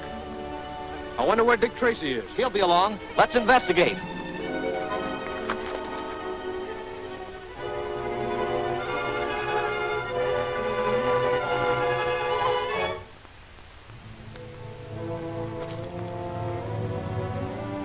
There's a couple of them now.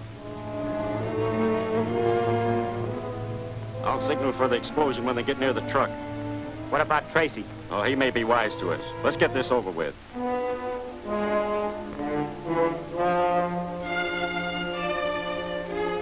Gonna blow it? What do you think?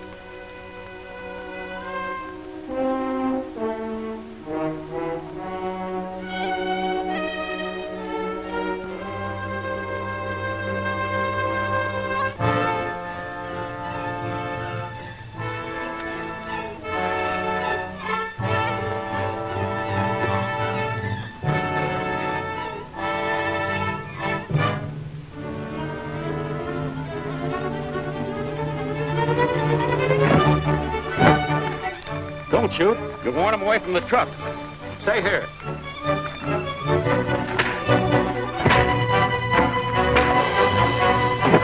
That's funny. They don't seem to have touched a thing.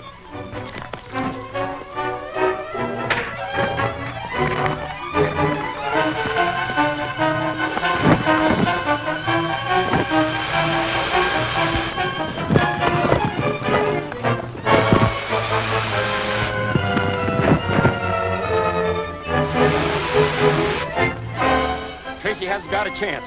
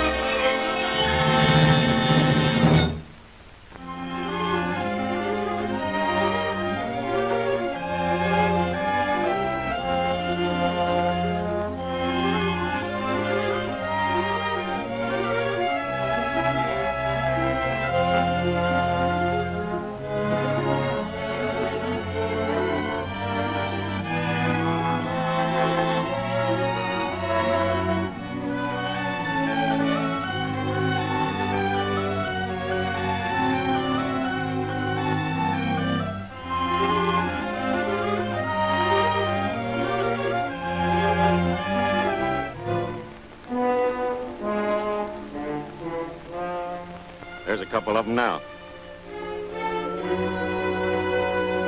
I'll signal for the explosion when they get near the truck. What about Tracy? Oh, he may be wise to us. Let's get this over with.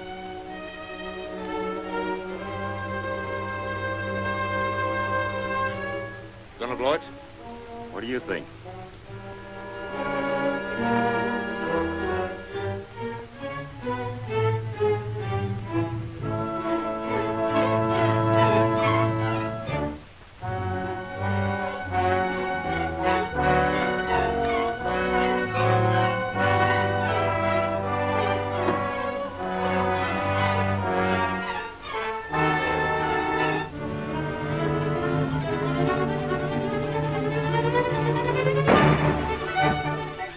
Don't shoot. You'll warn them away from the truck.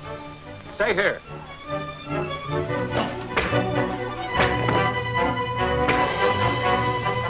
That's funny. They don't seem to have touched a thing.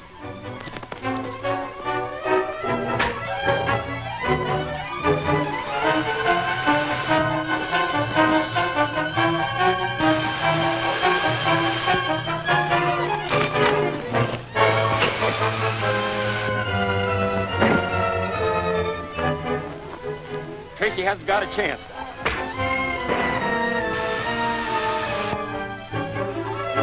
Mike! Ben! Get back!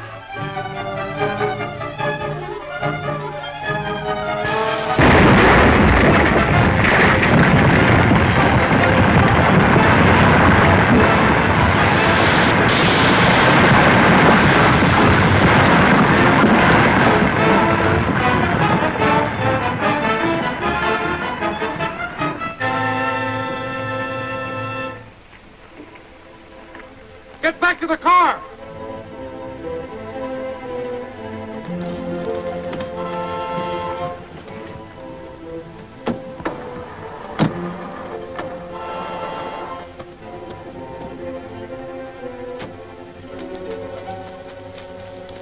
Let's go. It's no use. The wires are gone. Look, there's a G-Man's car. Let's get it.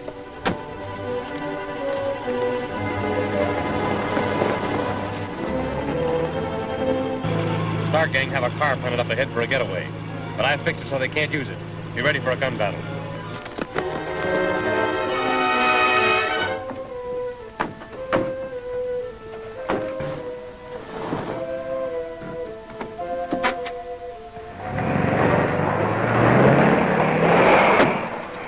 That's our car. Steve, broadcast a message to the Highway Patrol. Give a description of that car and tell them to cover all roads. Right. Stan McGurk, you come with me. We'll check for clues in their car.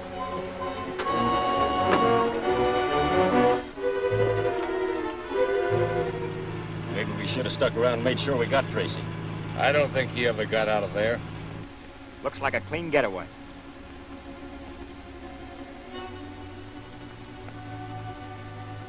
Dick, come here. Say, when's Zarkov going to pick up those government motors we've got at the hideout? Tomorrow. They don't know the radio is broadcasting everything they say. Beats me how he figures he can smuggle them out of the country. That's Zarkov's worry, not ours. Zarkov. Say, I don't think we ought to drive all the way to the plant in this car. No, we'll ditch it the first chance we get.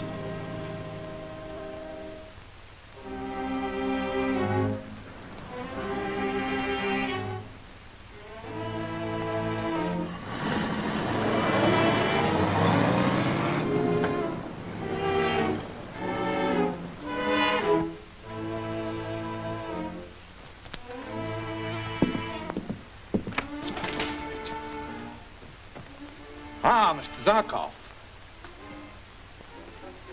Have you the motors? Yes, 3 of them. Fine. The secret of those motors are worth a fortune to a certain country I know of. Yeah, well, how are you going to get them out of the country? That's where my business comes in. My scrap iron business. Washington's report on Zarkov. It just came in. Boris Zarkov, international foreign agent and mercenary spy.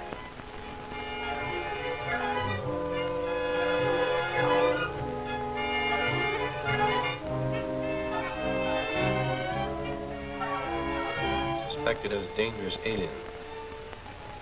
Scrap iron, huh? I'm beginning to see the light. 3 valuable government airplane motors are stolen by the Stark gang and held in an unknown hideout to be turned over to this foreign agent Zarkov. Zarkov, meanwhile, is pretending to be engaged in the legitimate business of buying and shipping scrap iron to the Orient. How does Zarkov figure to get the motors out of the country? That's where the scrap iron comes in. If I'm not mistaken, in a few days, a ship will sail for the Orient carrying a cargo of scrap iron. Somewhere in that cargo will be the 3 government airplane motors. That's like finding a needle in a haystack. That's just it. It'd be practically impossible to find those motors once they were aboard ship. We've got to get to that hideout before the motors are moved. When the Stark boys were getting away in that radio car, they mentioned going to a plant. Mix me a solvent catalytic agent for nitrate, will you, Steve? Certainly. When? Call the Maritime Board and find out what docks are loading scrap iron shipments for the Orient. Yes, sir.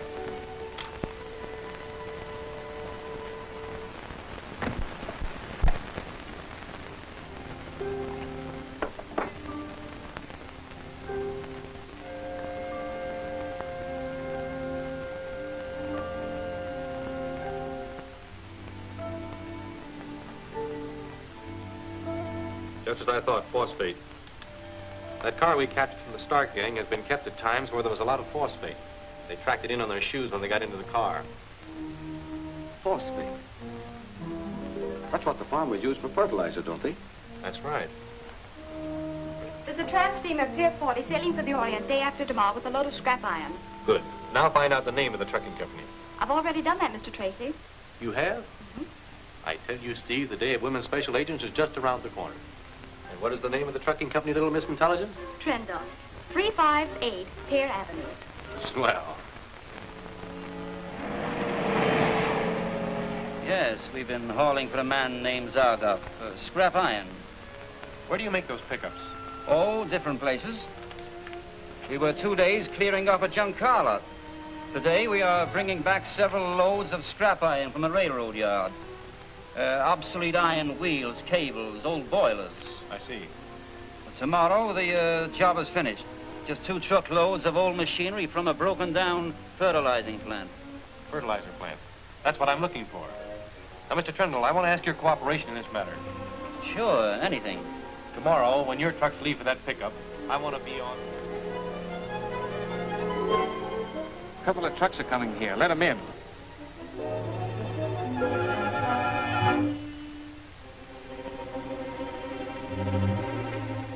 Everything's all set. I think Zarkov ought to give us our cut now. That's what I'm going after. Come on. How about the payoff? When the motors are on the trucks. We'll take the money now, Zarkov. Yes, as you say, gentlemen.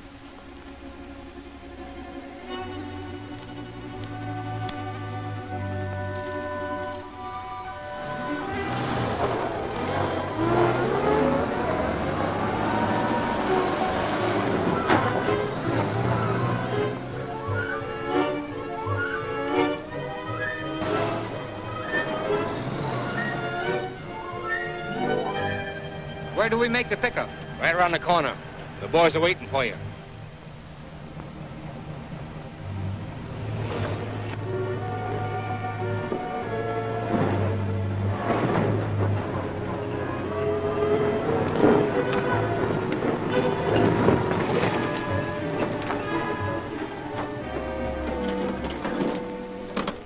Got a match, buddy?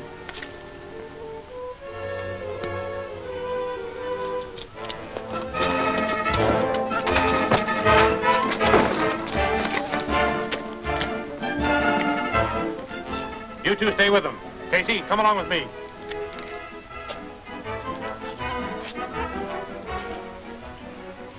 The truck's just pulled in. They're paying off inside. You better get your cut. Okay.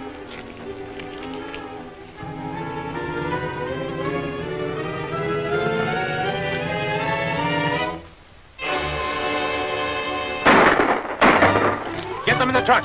Keep down. Something's gone wrong.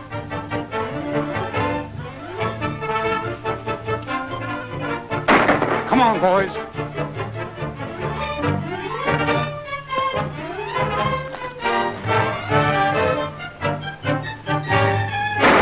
Take cover.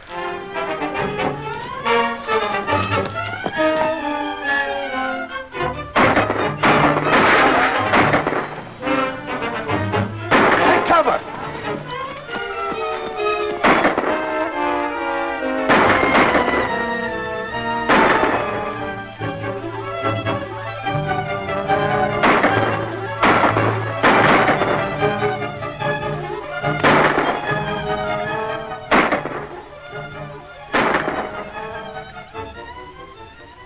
Don't move. It's a surprise seeing you here, Karsten. Now I'm beginning to understand a few things. Step over there.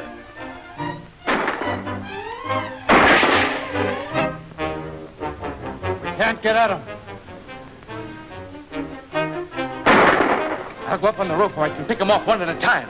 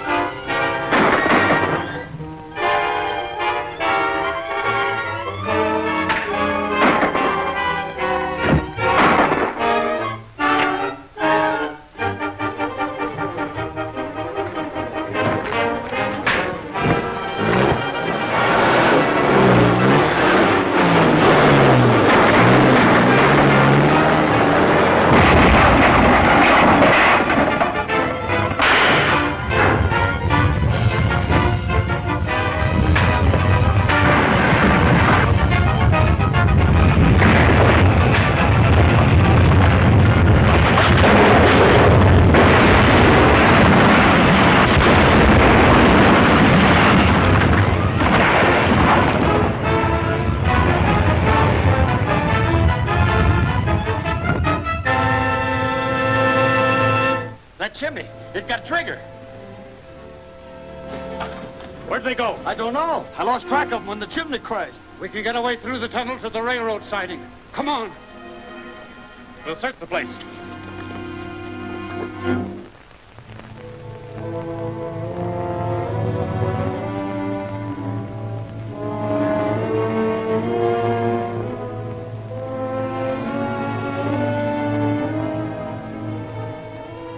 This is one more score we've got to even up with the G-Man. Well, Trigger got one of them first anyway. Yeah, but not the right one. We've got to get Tracy. And I'm for bumping him off now. We'll get our chance one of these days. But right now, we need cash. How's your job with Trendle? Okay, I'm the regular driver on truck number 6. What about your helper? Oh, he's okay. He'll play along. Then we're all set. I'll fix up a note to Trendle. You want me to deliver that note? Yes. And when you do, tell Burton to stick around. In case Trendle calls in the G-Men, we want to know what their plans are. Okay.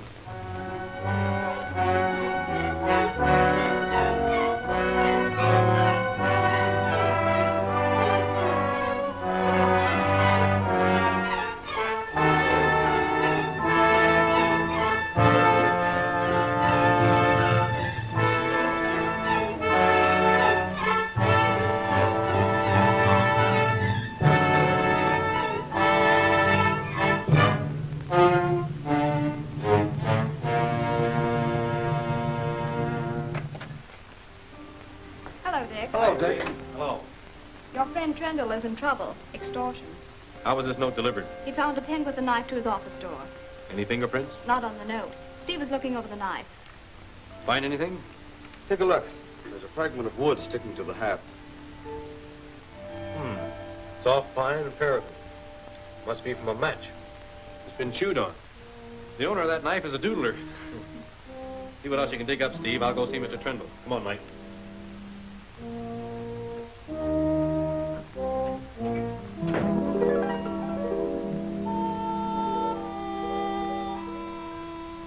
Have you any idea how they intend to carry out these threats?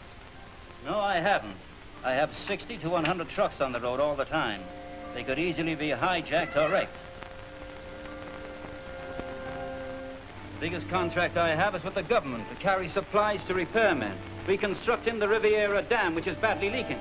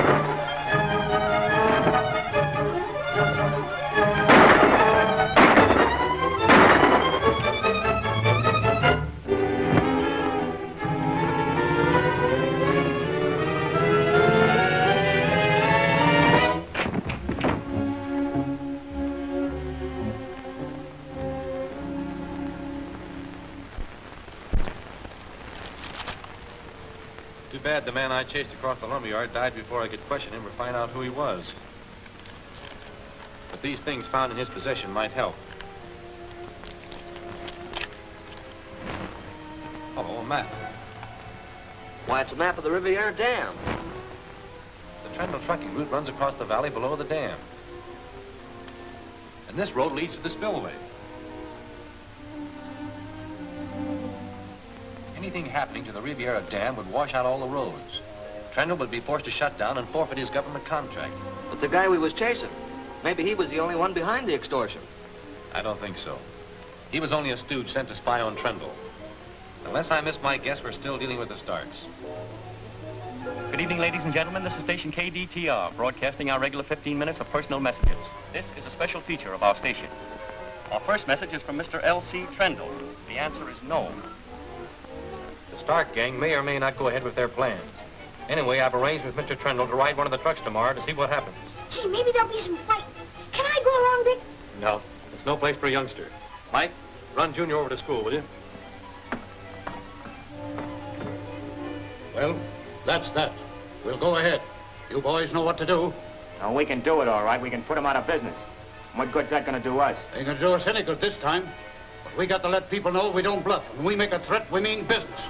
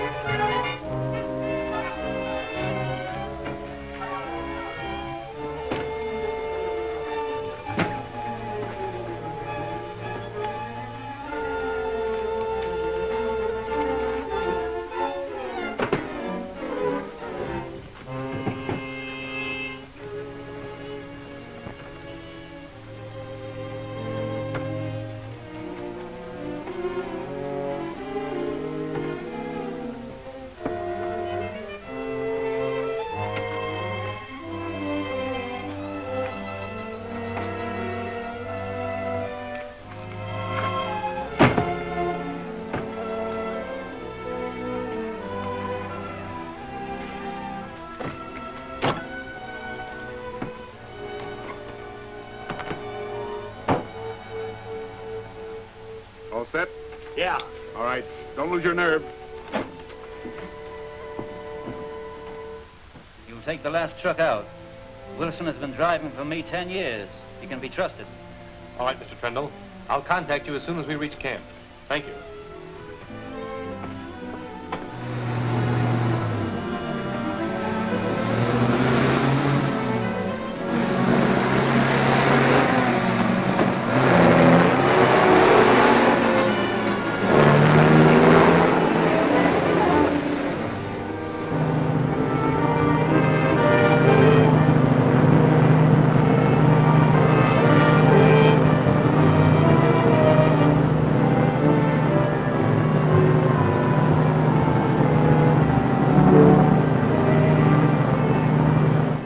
Same crew of drivers all the time? Usually. We take on extra ones now and then.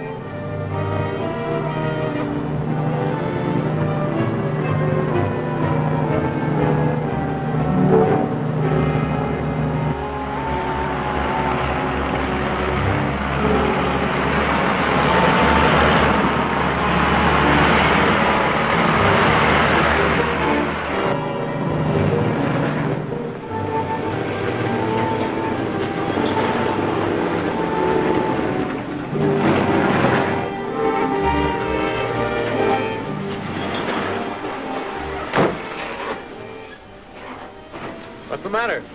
I think it's only a plugged gas line. Oh, you sure you can fix it all right? Oh, yeah, we'll be along in a few minutes now.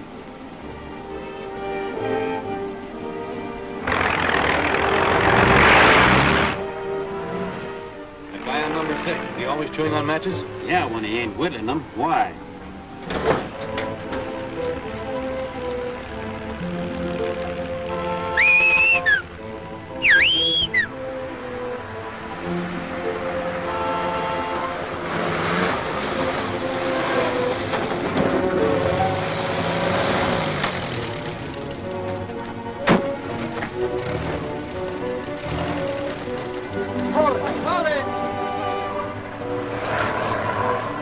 Slow down, I want to go back. Oh, something wrong? That's what I'm going to find out. Keep rolling. I don't want them to hear us stop.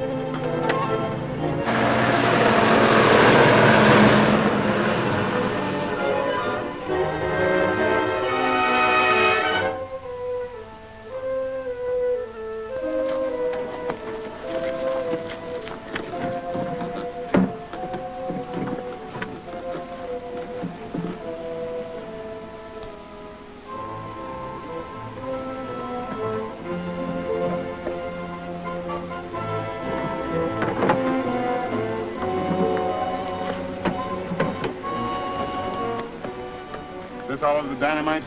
Yeah, all you've got to do now is leave the truck on top of the dam and light the fuse. That'll fix Trundle's road for him, all right.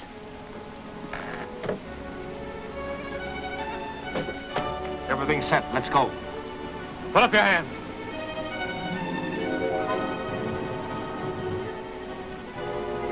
Now turn around. Get over there with him.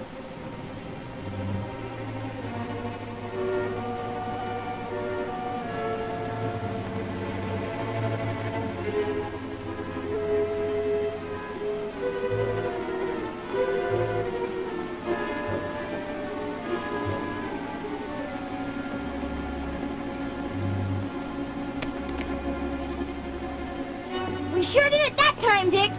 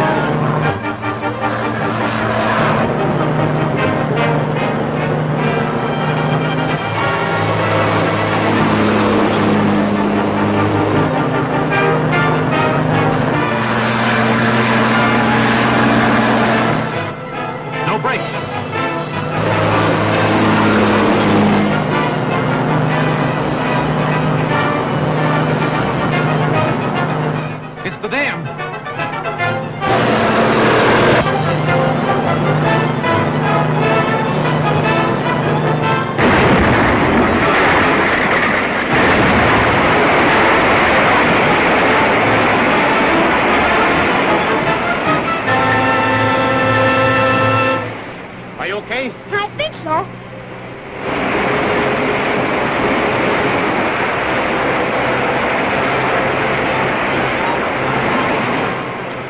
Where will that flood hit? It'll go down the valley past Vincenti. Is there a telephone near here? Yes, there's one in the gatehouse. We'll have them give a warning broadcast. Come on.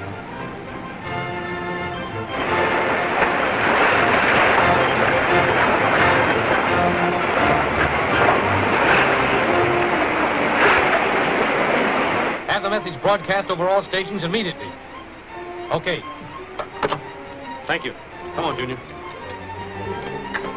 Attention, residents, Riviera Valley.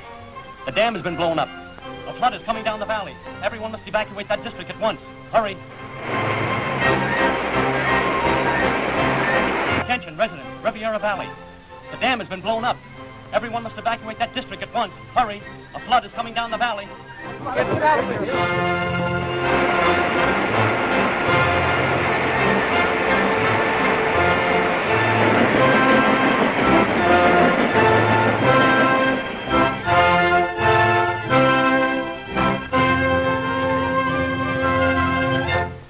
They'll probably give Tracy a medal for that. Isn't there some way we can get rid of that guy? I think there is. Read that. A representative group of city businessmen will seek interviews today with Police Chief Hutchinson and FBI Supervisor Dick Tracy in an effort to learn whether or not these departments are lax in combating the present crime wave which has struck this city. Well, what's that got to do with bumping off Tracy? He'll be holding this interview today, won't he? Spilling a lot of gab to a bunch of righteous citizens. We can blow the FBI, its records, and Dick Tracy into small bits. Yes, but how? For once, Tracy won't be on his guard. He'll never suspect his visitors. I get it. We'll hire a killer to get in with that group. Killers and mugs. We got to find somebody Tracy don't know. Somebody who looks like a respectable businessman. I know just the guy. Get the Duke on the phone.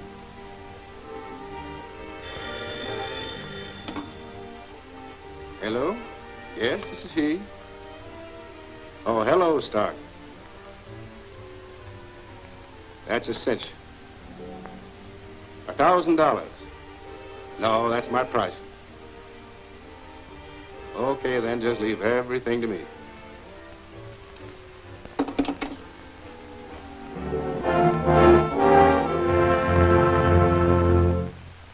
Mr. Tracy, Mr. Gant, Mr. Rice, Mr. Leonard. This is Mr. Reeves. Mr. Reeves just joined our party this morning, and we made him welcome. He is secretary of the Phoenix Chamber of Commerce, here to study civic problems. How do you do? Gentlemen, and this is my assistant, Steve Lockwood. Won't you sit down, gentlemen? Steve, take your hats. May I take your briefcase? Why, no, if you don't mind. I'll be taking notes from time to time, and I have my papers in here. I see. Oh, Miss Andrews.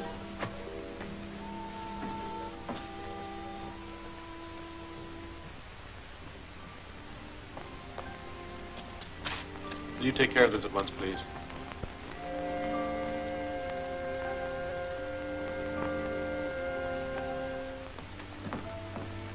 I think you understand, Mr. Tracy, why we have come here. It's not exactly in the spirit of criticism, but the citizens that we represent are very much in the dark as to just what steps are being taken against crime. I understand. But the activities of the Federal Bureau of Investigation are of necessity unpublicized.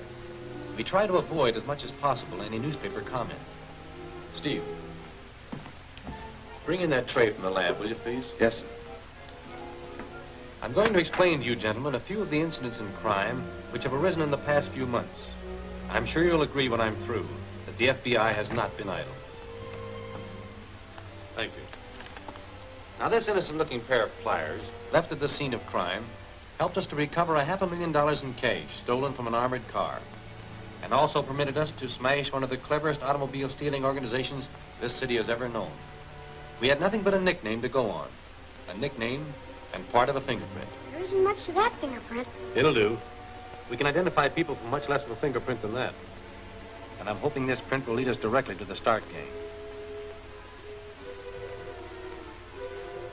We'll shoot this to Washington in a few hours. We'll know all about Snub. That's a funny name. That's his moniker. Moniker? What's that mean, Mr. Lockwood? Well, that's his nickname. If he's a criminal, we'll probably have that on file, too. The G-men know all the crooks' monikers? Well, most of them. Gee. I teletyped to Washington, making inquiries regarding any characters of the underworld using the moniker Snub. Almost immediately, a reply came back.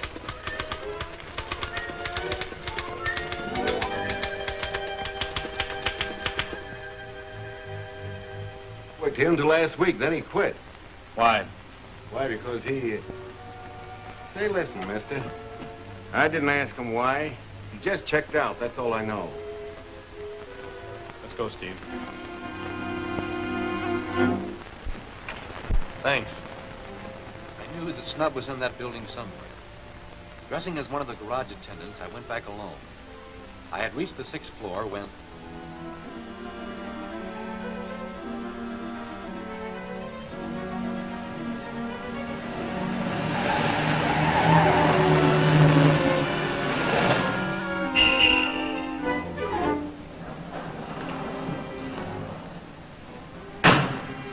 When you get this one changed over, start them all for the dock. Okay. Come on, let's get the money ready.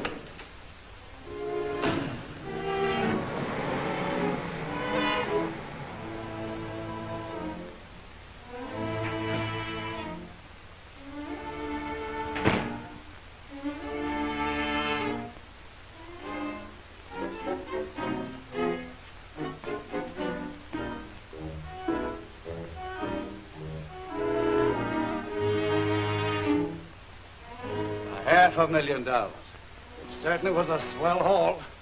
Why, that armored car job was just the beginning. Don't move. Put out your hand.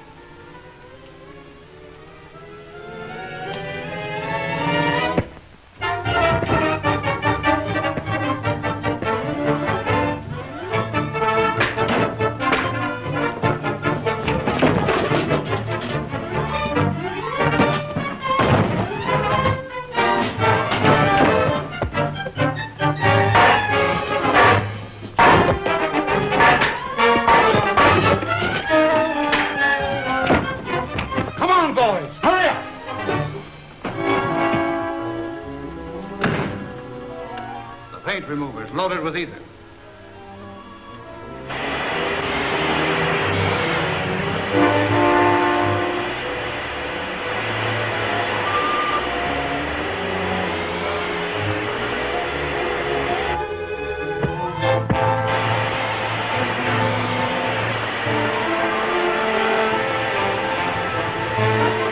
Look out, he's going to shoot. Well, what do we do now? That ether gas won't clear out for hours. Trigger, do. Pull that car over the head of the ramp. Don't let that gas get you.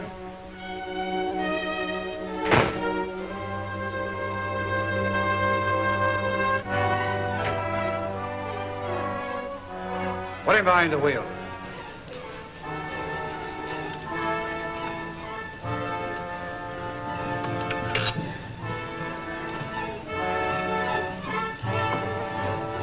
Ramp the wheel over and get out. He'll crack up, and his death will be accidental. Shove it down the ramp.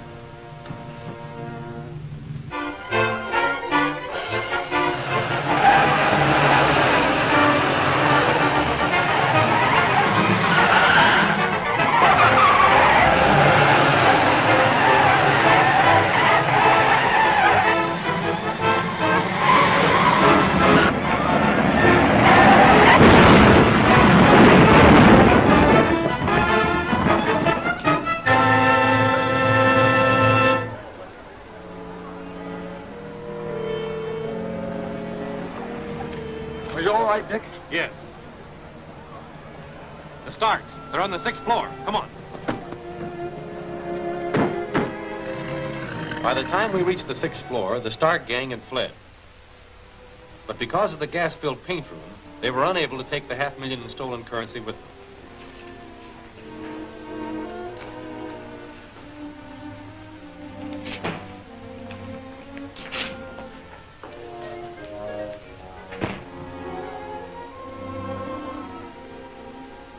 That wall's a fake. There are machine shops on the other side. We'll break it down. They'll be gone before we can break through. They're bound to leave clues. We'll fingerprint the place and take their files and correspondence. You men bring the money. Come on, Steve.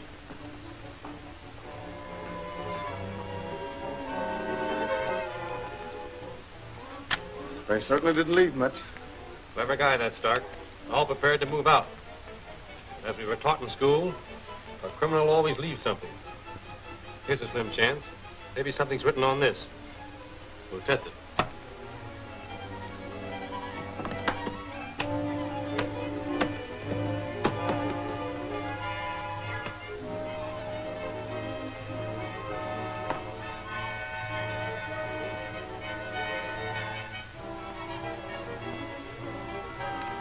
Just the name Baron Kroner. That was our next clue. Pardon me, Mr. Tracy. An important teletype message from Washington. Excuse me a moment, gentlemen. Certainly. Come along, Steve.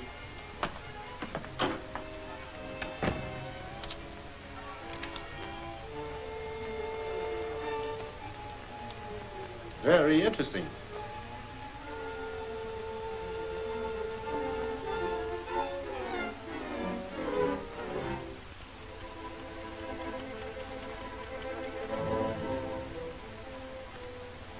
There's no such man as Reeves belonging to the Phoenix Chamber of Commerce. Call it a hunch if you like. But I suspected him of being a phony from the moment I saw him. What's his game? You remember he didn't want to part with that briefcase? Gentlemen, I'm terribly sorry. I overlooked an important appointment with the mayor. Will you present my apologies to Mr. Tracy, please? Why, certainly, Mr. Reeves. Sorry you have to go. Thank you.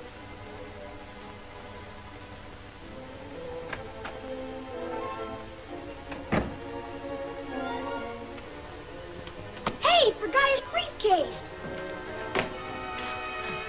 Hurry, you can catch him, Sonny. Yes, sir. And if there's a bomb in the briefcase, it won't go off while the so-called Mr. Reeves is here. We'll make an excuse to get it away from him and examine it.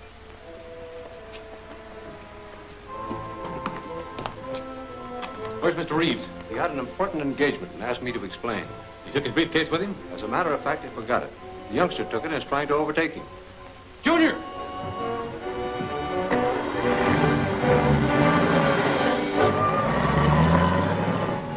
Hey, mister, wait! Hey, mister! Junior!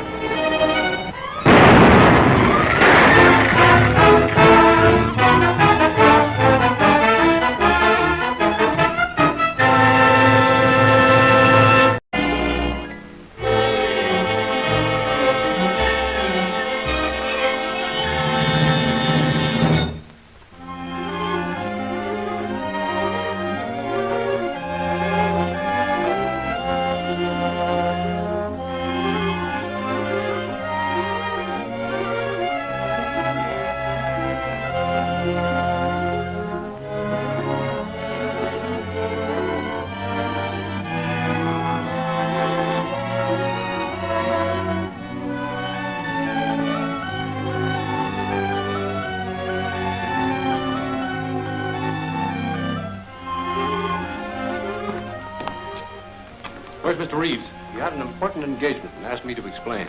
He took his briefcase with him? As a matter of fact, he forgot it. The youngster took it and is trying to overtake him. Junior!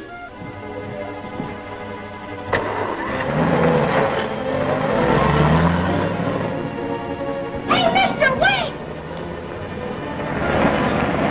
Hey, mister!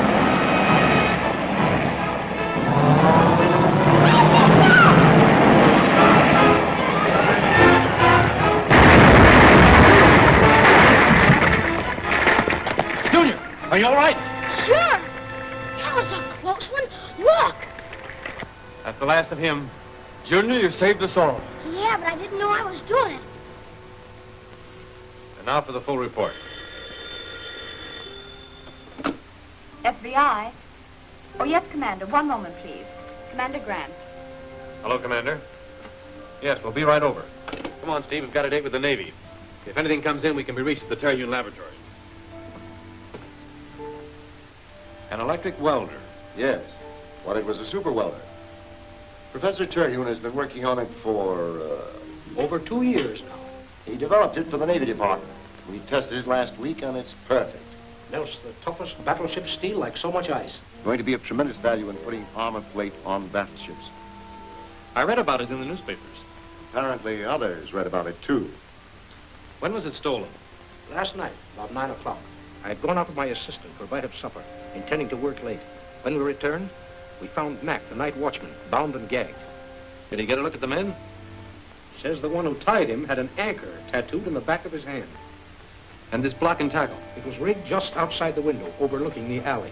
You see, we're on the 3rd floor here, and we must have come back just as they got it loaded. How do you figure that? The ropes were still swinging when I ran to the window. They must have slid down them when they heard us at the door. Was anything else taken? Nothing was even disturbed. Oh, they knew what they were after, all right. What do you make of it, Commander Grant? I don't like to think it, but there's the possibility that some spy of a foreign power has stolen it for shipment to his country. Where are the plans? Right here in the safe. Then it wasn't foreign spies. They would have taken them. Easier to transport. Guess you're right. But who else would steal it? Someone who wanted to cut a hole in armor plate and do it quickly. Well, there's no time to lose. This is our only clue. A brand new set of blocks and tackle. Steve, phone Gwen. Have her make a list of every hardware wholesaler in town.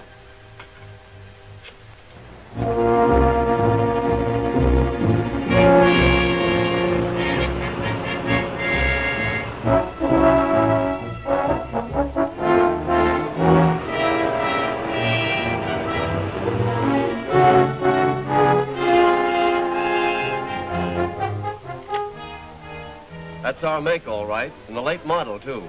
I want you to get a list of every sale you've made of that model. Well, this is a cross-section of the building structure. Here we are now, and directly beneath us is that block jewelry shop. Here stands the vault, and as you know, it runs from floor to ceiling.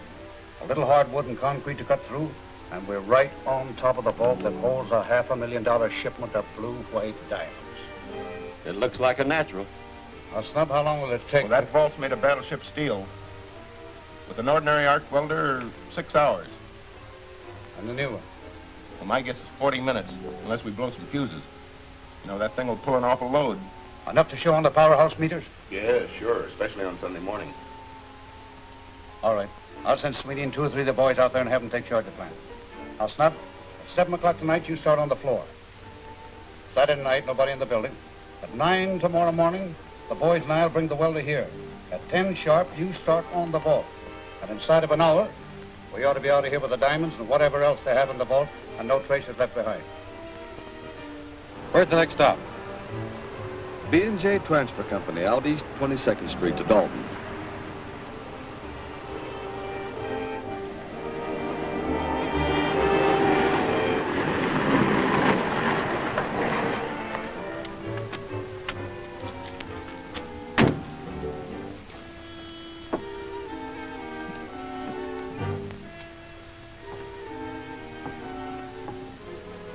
Well, what do you want? Hiya. The chief sent me over to see about that roll of the extension cable and those special plugs for the welder. Says you left them out. Hey, listen, everything we got at the lab went on that truck with Pa and the boys. Sure about that? Sure, I'm sure. If there's anything missing, they bounced it off the truck on the way. We ain't responsible. Now tell us more about Paul and the boys. What's that? Tracy, FBI. Hey, Jack, see me!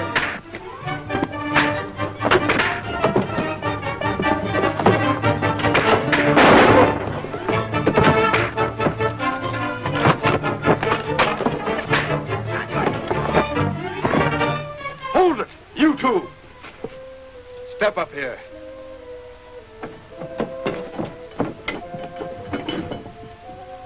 You ain't got nothing on us. We got bracelets on you. Notice the anchor, Steve. The watchman can identify him all right. 10 to 20 years, boys. Now look, you lose time for stealing that welder. Tell us what you know, we'll make it easy on you. You're part of the Stark gang. No, we hardly know the guy. But you robbed the Terhune laboratory. Stark hired us to get that welder for him. Hold it here till he called for it. Where is it now? Don't know. Stark and his 2 boys drove up and hauled it away in a truck. When? About a half hour ago. You know where they took it? Honest, we don't know. They're going to use the welder on a vault, aren't they? We've told you all we know. They just took it. They're planning to use it today. At least 200 steel vaults. They'd get away before we checked on half of them. That voltmeter. I've got it. Where's your telephone? Right over there.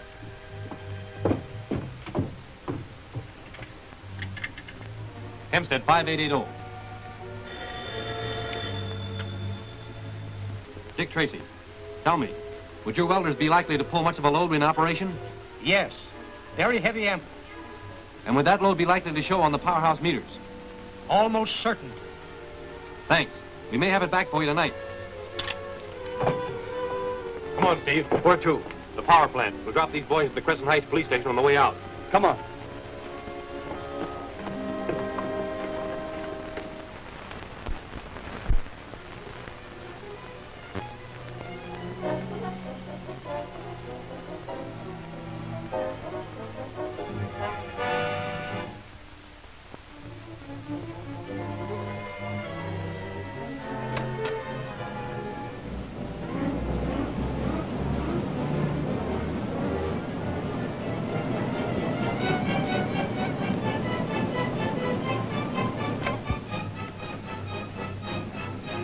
What can I do for you, gentlemen? Just keep quiet.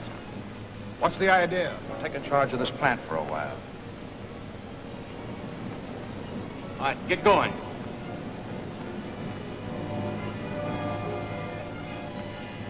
Pick him up to the locker room. Tie him up good and safe. I'll phone that everything's all clear.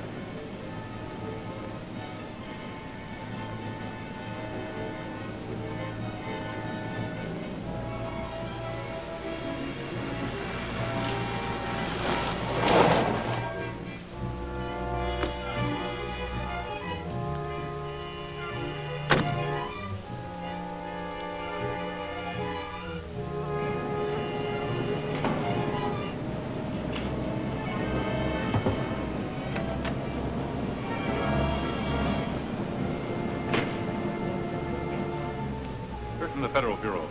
We'd like to take a look at your load charts for the past week. All right, help yourself. There are the files.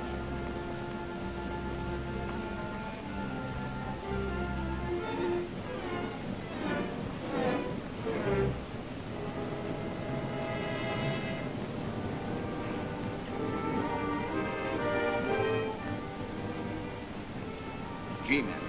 Tell the boys to stand by in case of trouble. I don't want any shooting. I'm not going to face any murder rap.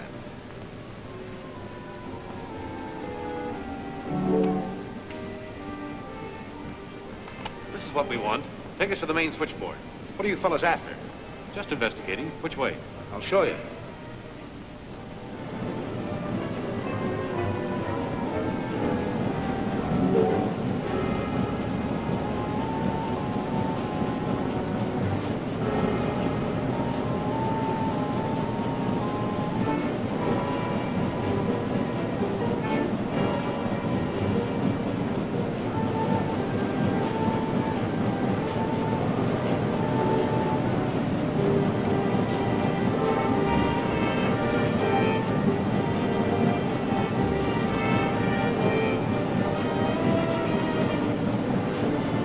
Well, everything seems normal.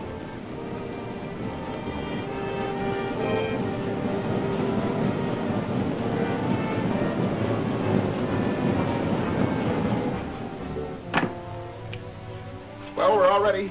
Let's go.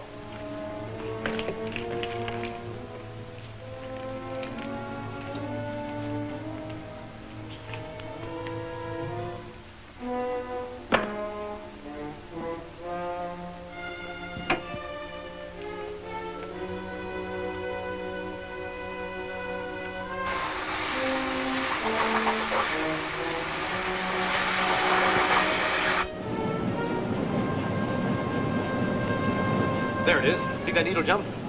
That's it, all right. Foreman. See that ammeter? Can you locate the exact block where this load was thrown in? Then we'll have to cut off the current for the whole district until we locate the welder. Pull the main switch for the 3rd district. I can't do that. It's an order. Steve, pull the switch. Must have blown a fuse at the plant. Now telephone the boys. It's somewhere in the 3rd district. Okay.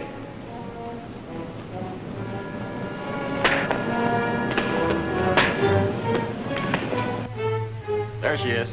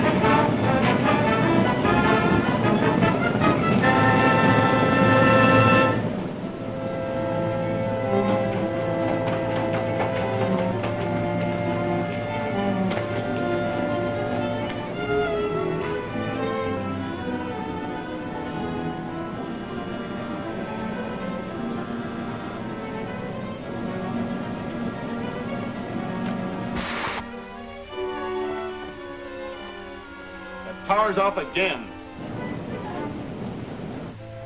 There she is.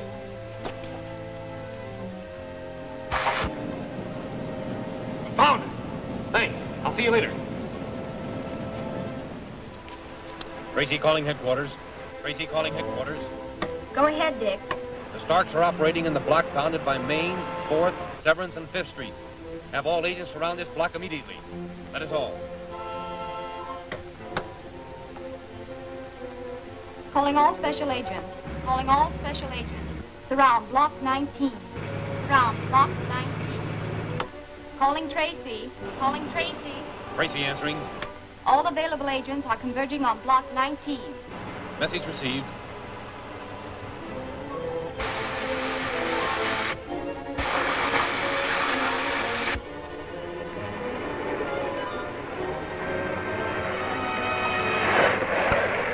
The entire block is surrounded, Mr. Tracy, and the alley is bottled up from both ends.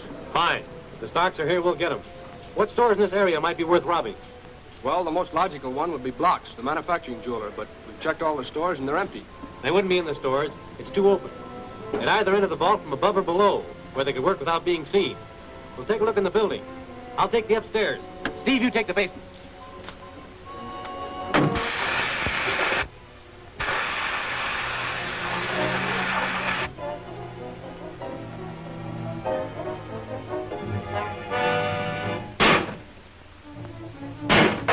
That did it.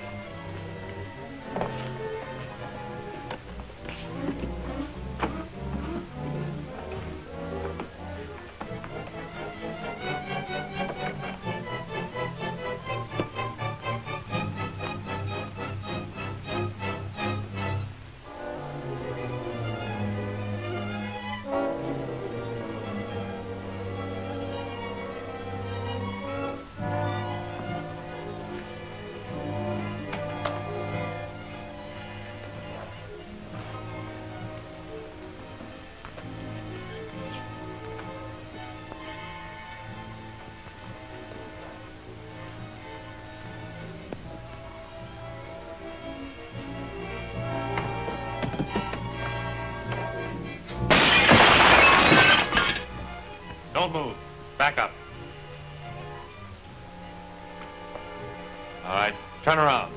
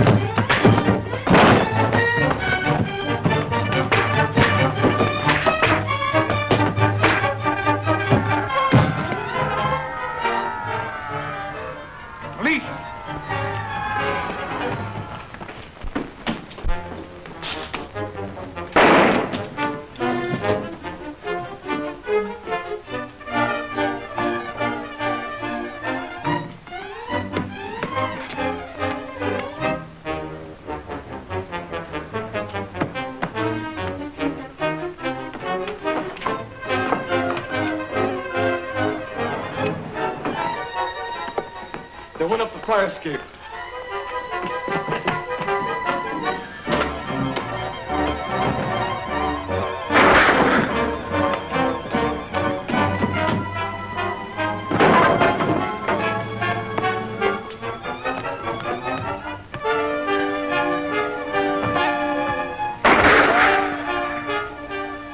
They had their escape planned.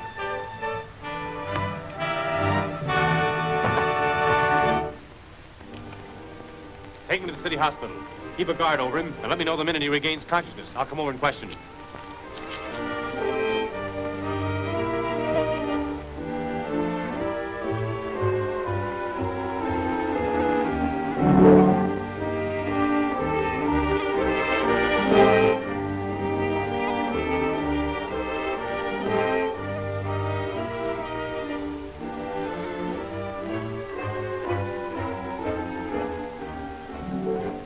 He's going to live. We can't let him stay there. The rat'll squeal. There's not much we can do about it. They've got cops, reporters, and photographers all over the place. Photographers? Sure, why? Get Jake and Blackie and dress them in intern outfits.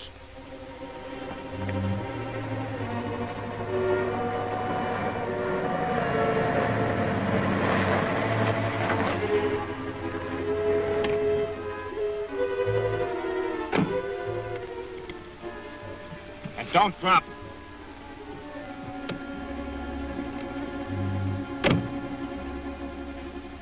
Not much time left. I wish you'd hurry.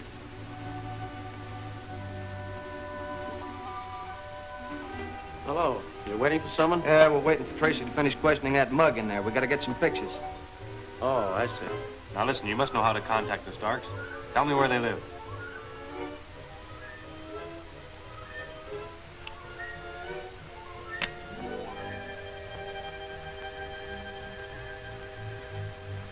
Maybe you can tell us about that guy in there. Is he gonna pull through? I don't know. We just came on duty. You'd better wait a while, Mr. Tracy.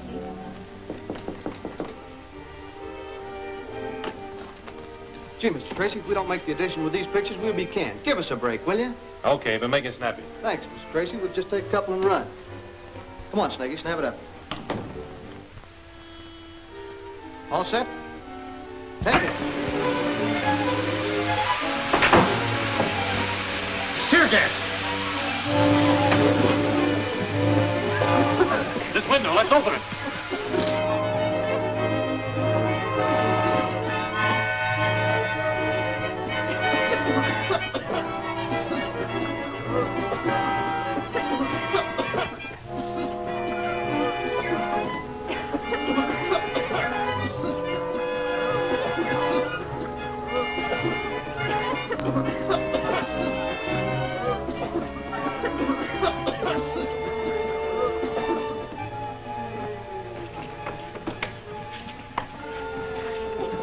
Steve, Mike, come on. It's locked. He's gone.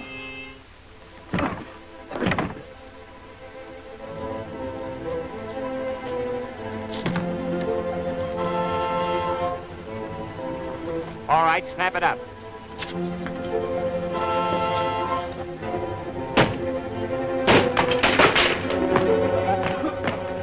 Downstairs, quickly.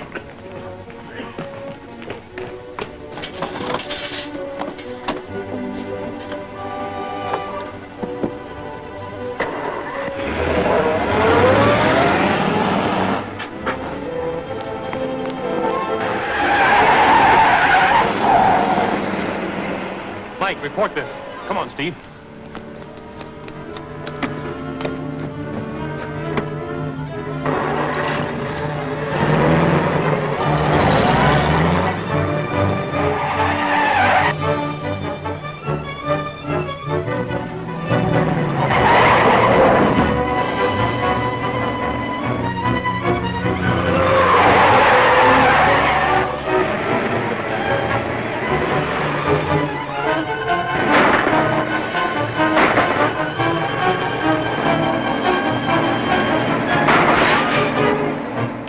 Followed. Well, stop. Okay. We're gaining.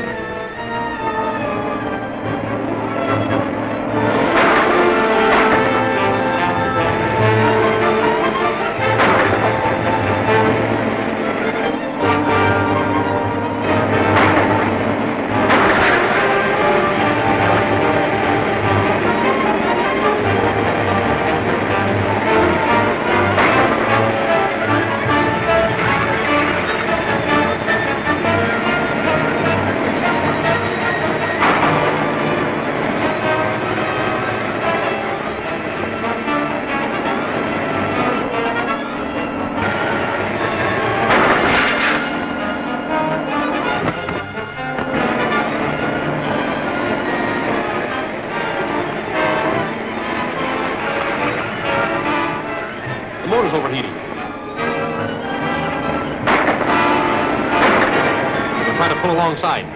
Take over the wheel. Okay.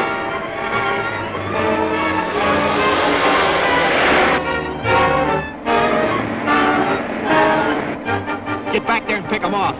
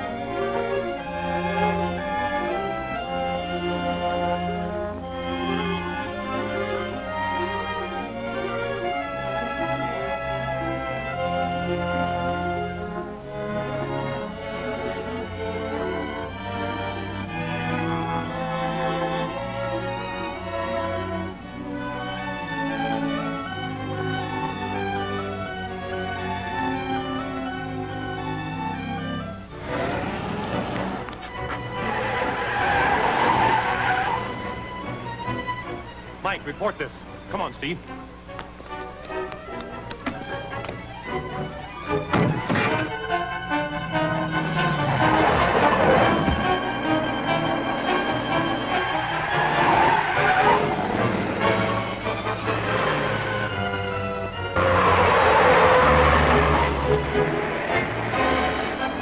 Dude, we're being followed.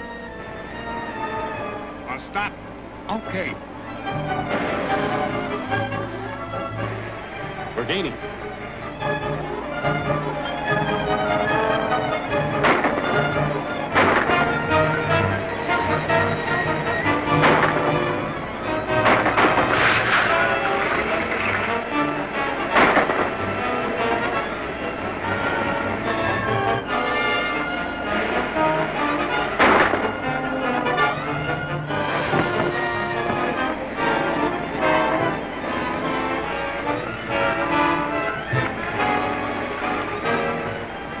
The motor's overheating. We'll try to pull alongside. Take over the wheel. Okay.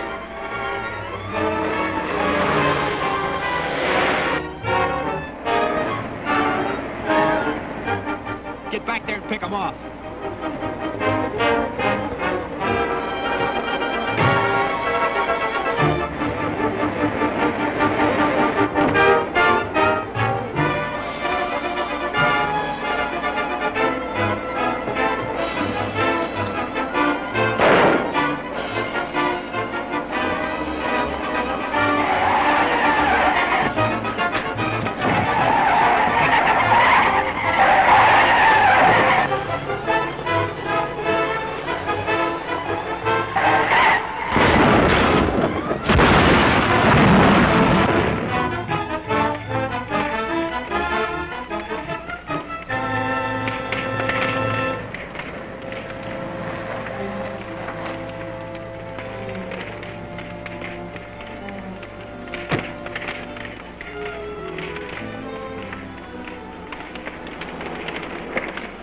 Were they killed? Yes, all of them. Dude Stark, the injured electrician, and the other one. I don't know who he was. Well, there's nothing we can do here now. I'll stand by. You call the coroner. Right. The coroner was able to identify him, all right. The driver was Dude Stark. Well, that's one less of the Stark gang. We've gradually cut them down. I'd hope to get some evidence from that injured man that would lead us to Paul Stark. He's really the brains of the game. What is it, Gwen? A reminder from Commander Mason. You promised to go with him to see the demonstration of the new torpedo speedboat. Oh, so I did. I hate to take the time off, but I suppose I owe it to the commander. Gee, can I go too? I like to see boats. Sure, we'll all go. Let's make a party of it. And take Junior, too.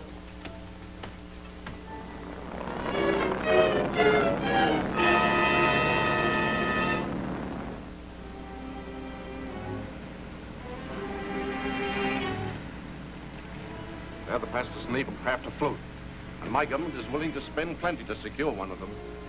I can't understand how you're going to manage it. Listen, Kruger.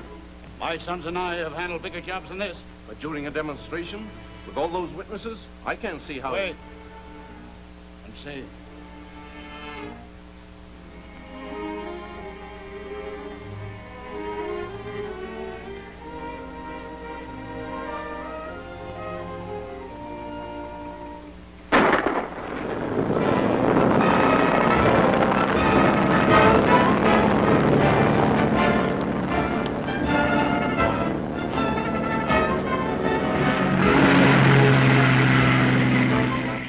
Target, that old ship over there? Yes, it's 4 miles out. That boat will be within firing range in less than 5 minutes. Gee, that's far away. We can't even see what happens. Well, that's why we brought Mr. Dayton's television eye with us. Come over to the truck. He's going to give us a demonstration.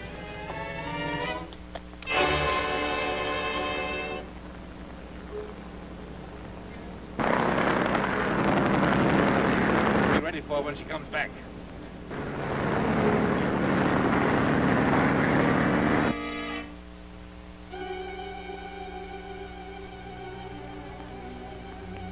I didn't know they had perfected a portable television set. This is not a true television machine. You might call it a combination television and a very powerful telescope. No sending apparatus is required. We're still in the experimental stage. Our main trouble is in the manufacture of the master tube element. It takes 2 skilled men 1 month to spin and assemble one.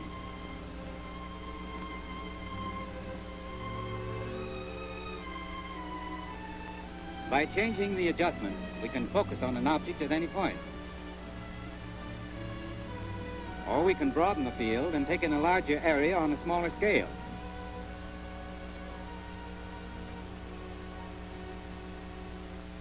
He's ready to fire.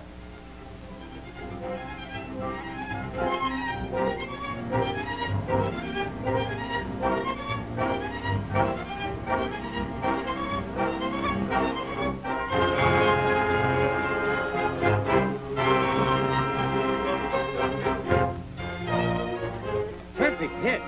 That certainly was quick work. Yes, very good. 5 minutes and 30 seconds since the time they left the dock. Suppose they missed the target.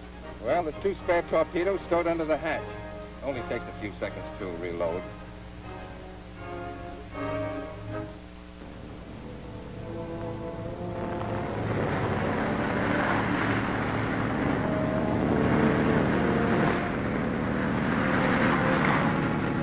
She's coming back. Let's go.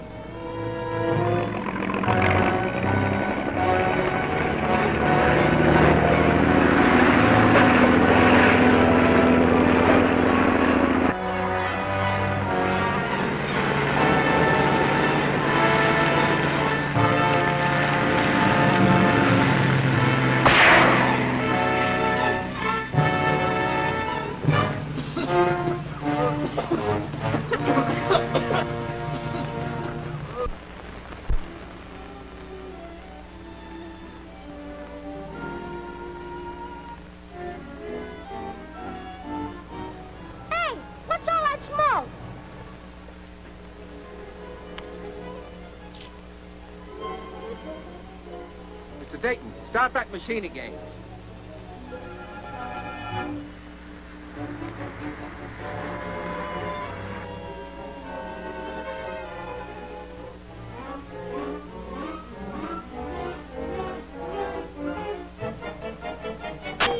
What's the matter? The master tube blew out. It'll take 20 minutes to put in the spare. If you fix it, try to follow the other boat. Come on, Steve and Mike, we've got to rescue those men.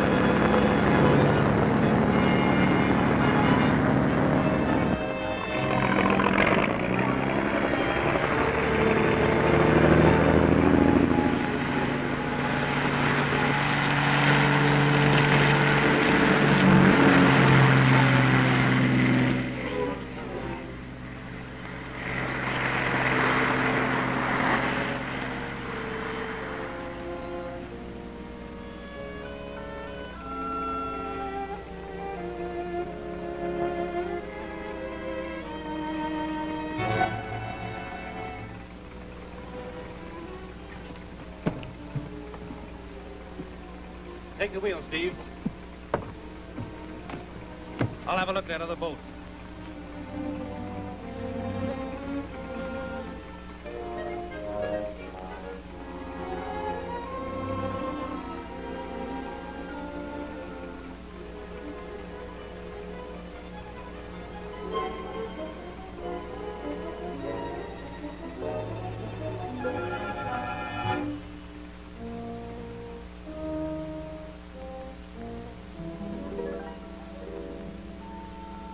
The manufacturer's name has been ground off, but we can bring it out.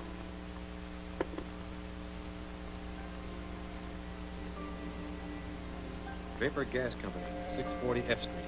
Manufacturing poison gas calls for federal permit. I suppose the thing to do now is look over the Draper plant. Yes, and while we're looking over things, how about the Dayton's eye machine? That's right. He said we could use it anytime. Well, come on.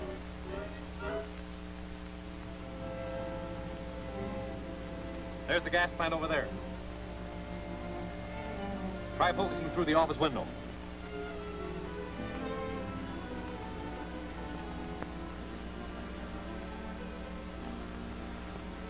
That's Kruger, the international spy. Can you focus on that map? I'll try.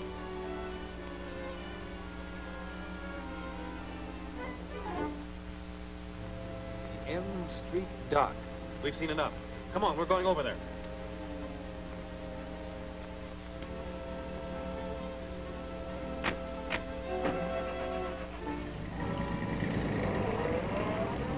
Now you know where the torpedo boat is hidden. Tonight you will deliver the gas there. Very well, Mr. Kruger.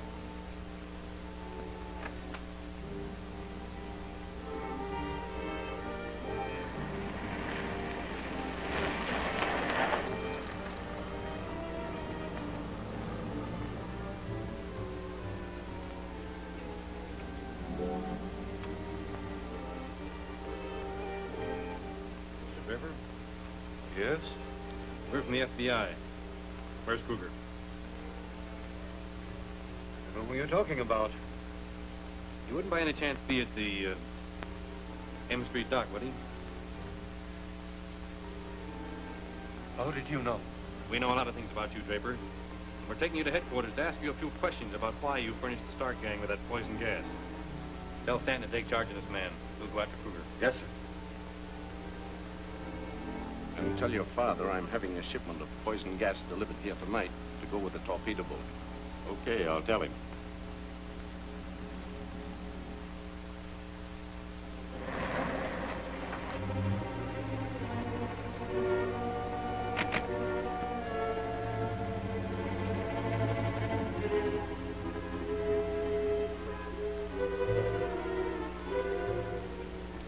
All right, boys. Put up your hands. Turn around.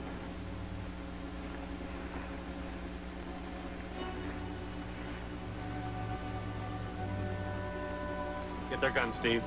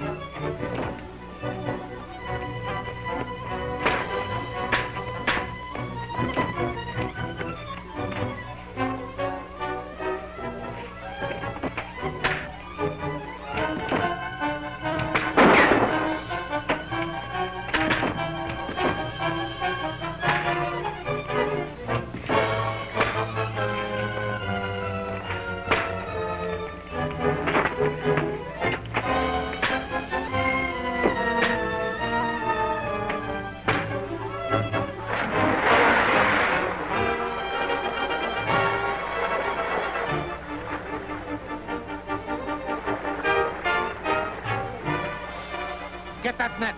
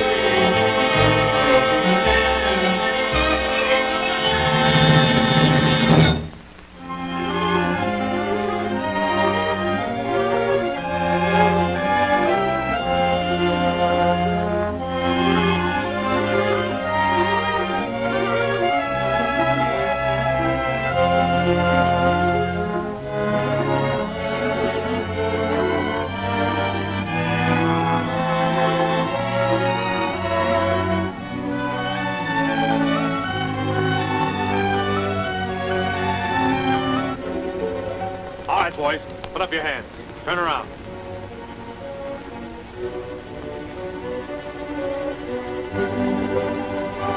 Get their guns, Steve.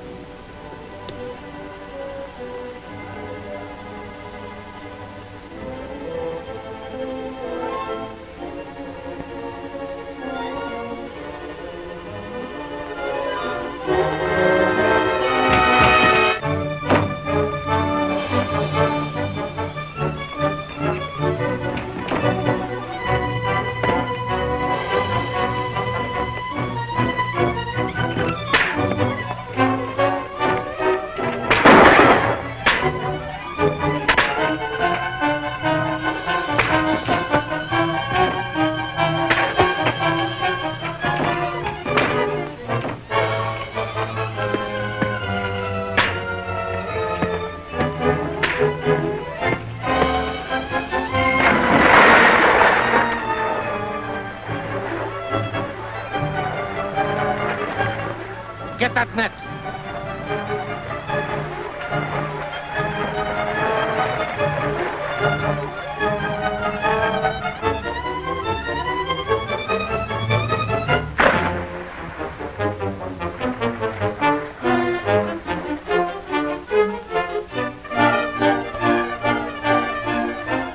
We better scram. The cops will be here in a minute.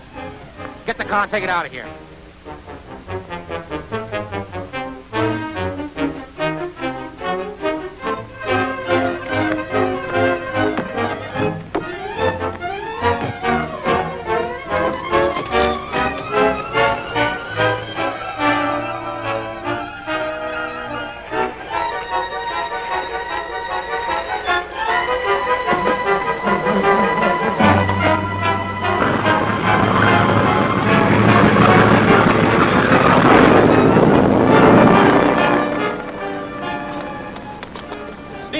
Steve, are you all right? Yeah, I guess so. Just not cold. They got away, huh? Yeah.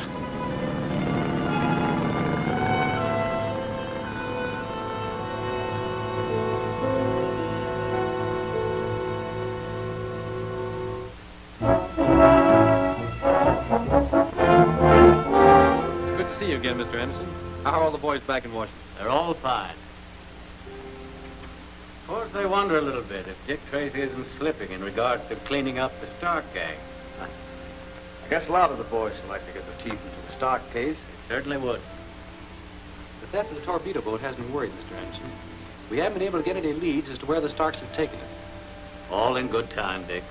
I'll wager that before evening you'll know where the torpedo boat is. In the meantime, tell me some of the facts you've run up against in tracking down this Stark gang. Well, we've been able to reconstruct most of the details of the $500,000 armored truck robbery which cost the life of Agent Merton. I remember the day I gave Ron his first assignment. No time like the present to go to work, Ron. The Ward Trust and Bonding Company has just requested a special agent to accompany $500,000 across town. Your first assignment. You'll find the details on this card. Right. I'll pick you up at that bank and we'll take Junior back to school. Okay. Yes, sir.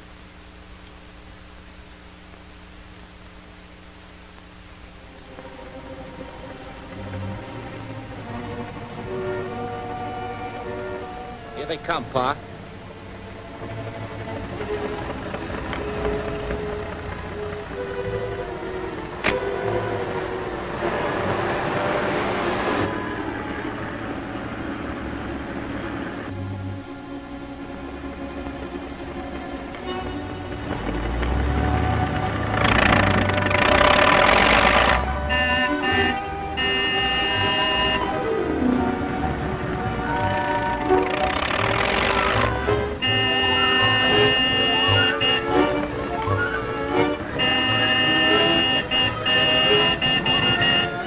Of that van up ahead must be deaf. Yeah, you better turn off this alley at the next intersection.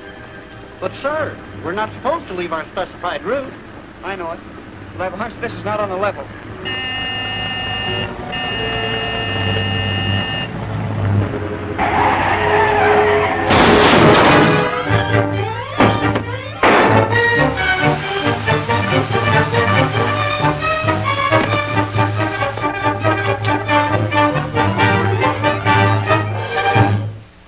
Daring robberies ever committed.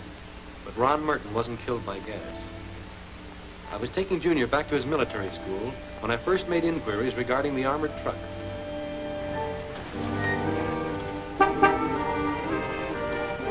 Hello, Mr. Tracy. Hello, Malloy. The word bonding shipment arrived yet? No, sir. It's about 8 minutes late. I was beginning to wonder about it. I'll check back over its route. If it doesn't arrive in 5 minutes, send out a general alarm. Yes, sir. What's the matter, Mr. Tracy? I don't know, Junior, but we're going to find out.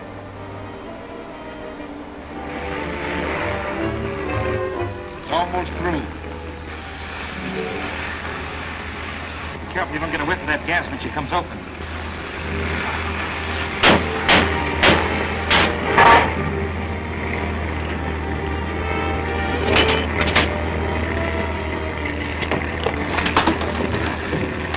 Get over.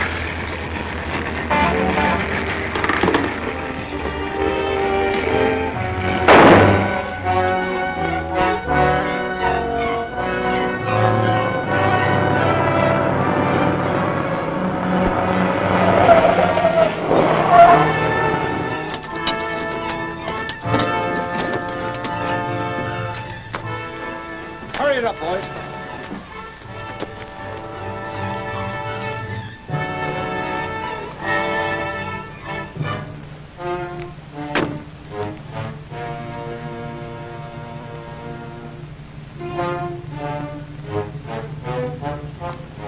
Something is wrong, Junior.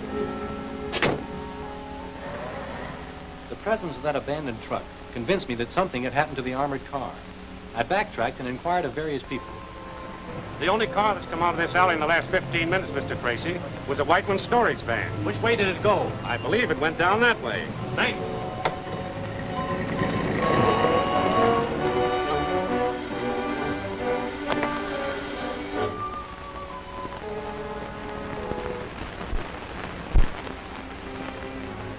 That certainly was a nice piece of wood. Yeah. Went off slick. But the G-man, he... What about the G-man? You didn't figure on gas masks. Well, come on, what happened? Don't worry. You won't cause us any trouble. The kid tucked him. He had a gun on Champ and me. Suppose you made sure he was dead? Well, he dropped without making a sound. Did you make sure he was dead? How do you know you haven't left a witness behind who can identify you all? Slow down.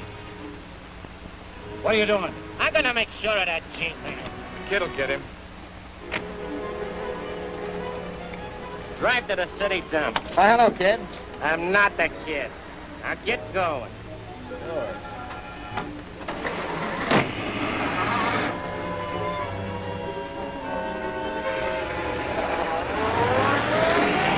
Yeah, just went around the corner, heading in the direction of the city dump. Thanks. Okay.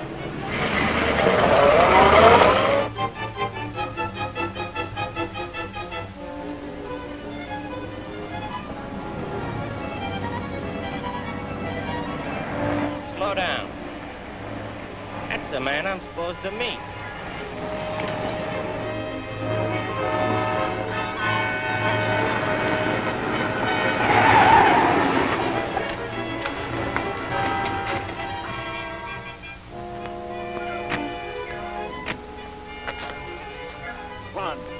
Run. Stay with him, Junior.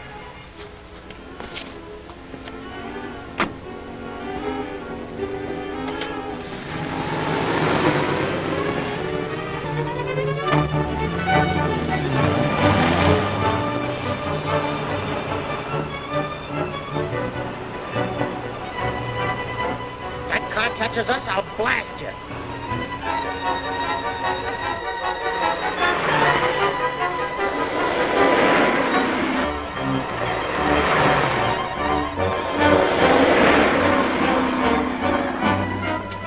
Take that next turn.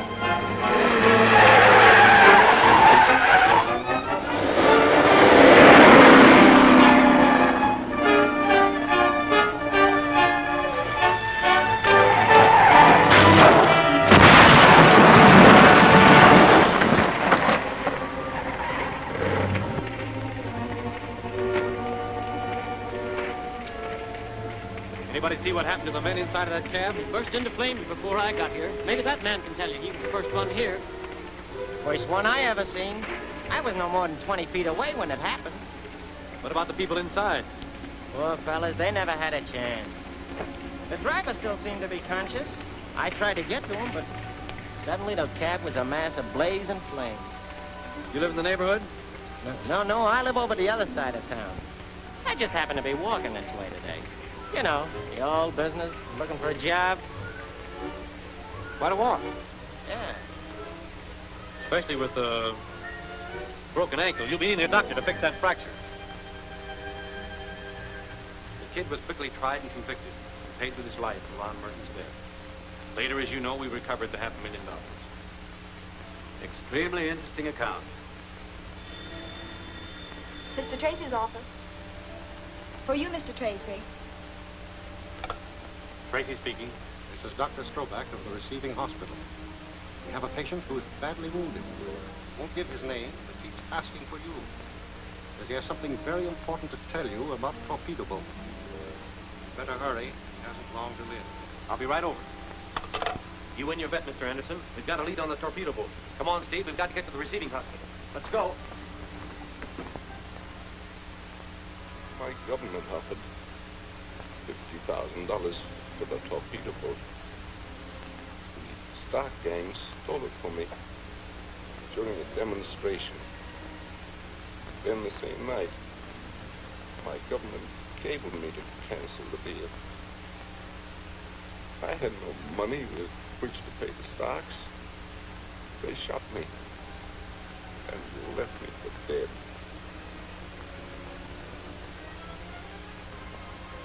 Where is the torpedo boat now?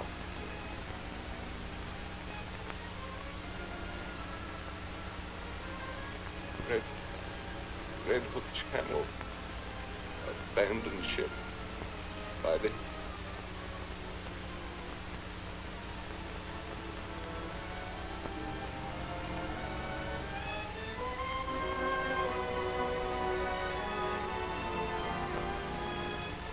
Gone.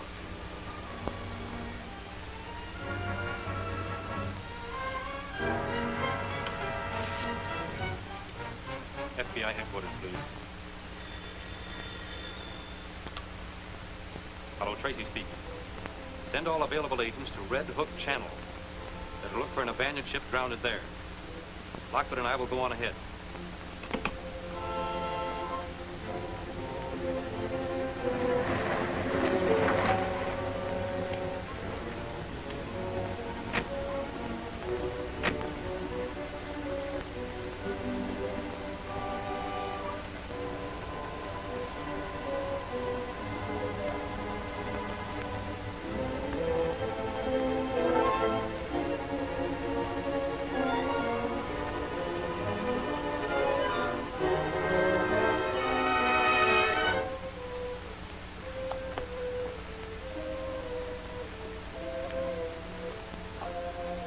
Deserted? Yes. We'll have a look around. You check the forward deck. I'll go aft. Right. There's enough explosive in one of those to sink a battleship. You think we ought to leave them in this boat? Well, there isn't anything else we can do. Let's get out of here.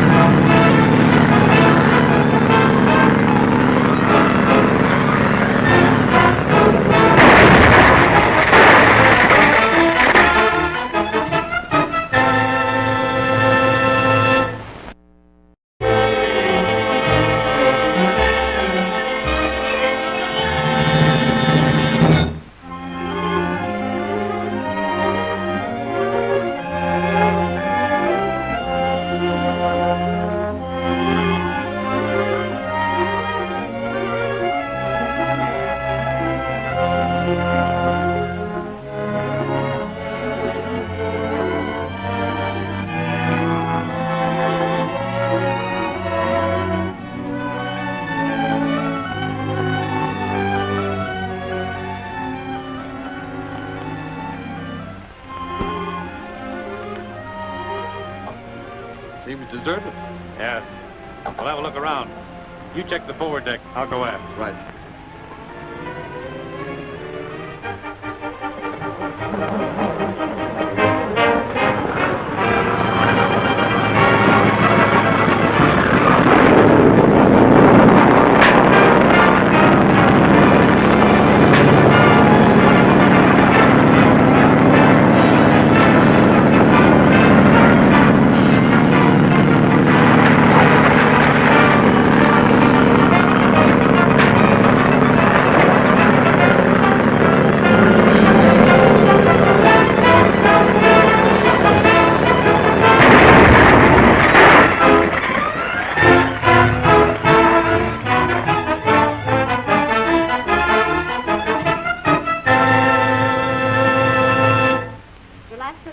After the explosion, we searched the waterfront. Which revealed that Champ Stark had made his escape. Yes? Hey, Miss Watson, to see you, Mr. Tracy. Send her in.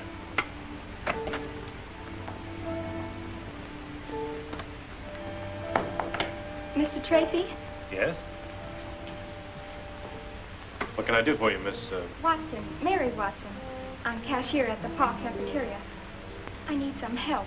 Well, won't you sit down? Sit here, please. Oh, thank you. It's about my brother. You see, he and I are all that's left of our family. Eddie is a good boy at heart, but lately he's got mixed up with a bad bunch, and I'm worried about him. Well, I can sympathize with you, but I don't quite see how I've heard so much about you, Mr. Tracy.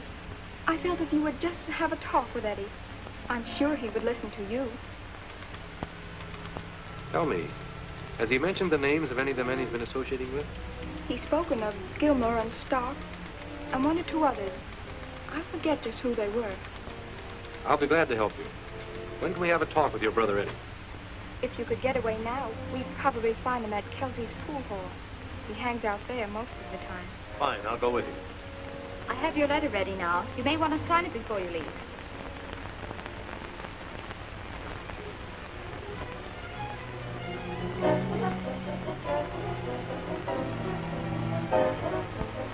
Oh, yes. Thank you very much.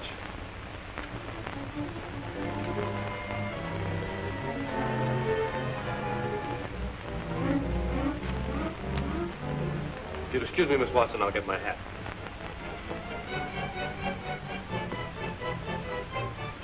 You're wise to put on that bulletproof vest. I'll stall to give you time to get downstairs. Keep us in sight all the time. Have Gwen round up the entire staff and stand by. We may get action today. Sounds like a swell little frame-up to me. Yep. The Starks are really on the warpath. Good luck, Dick.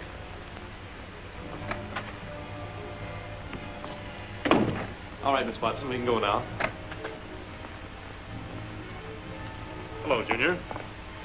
Hello. Nice work, Gwen. Dick says get the whole department together. Blake's at home. Katznat at the laboratory. Looks as if we might have some excitement.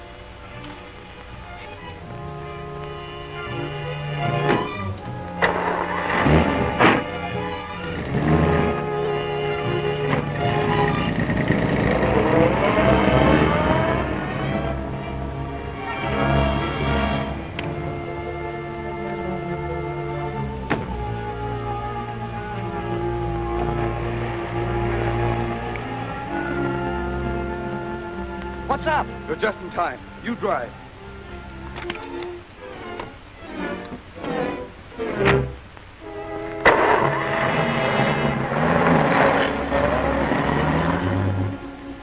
Well, stand by the lever. Joe, don't shoot if you can help it. Okay, boss. Yeah, shooting's too good for him. I want Dick Tracy in here alive.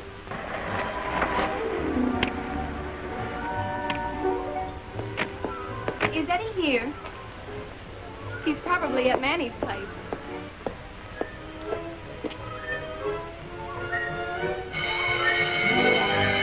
Take your place.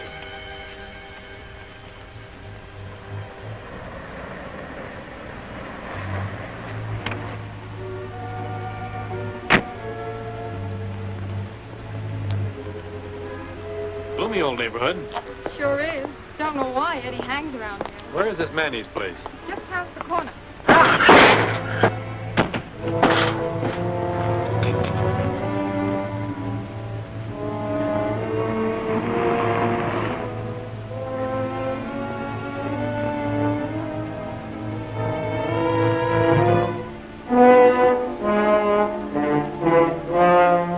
You're coming with me, Tracy.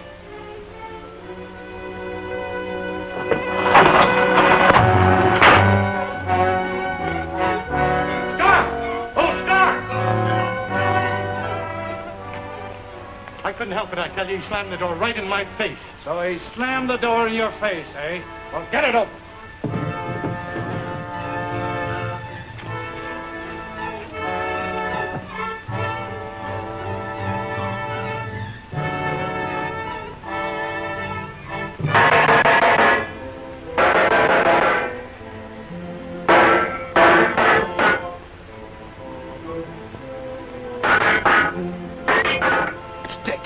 The SOS.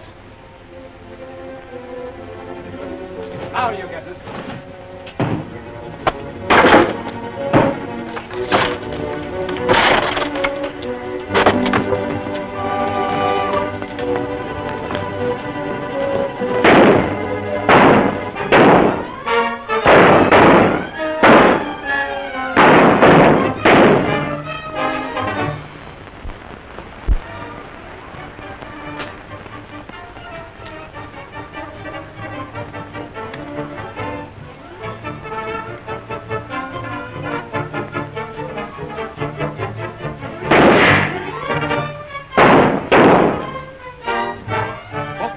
We've had enough. Come on, Mike. Come on, you two. Get out of there. It's all right. Only a flesh wound. What happened to the Starks? Where'd they go? Took powder up that cold chute. Take a look.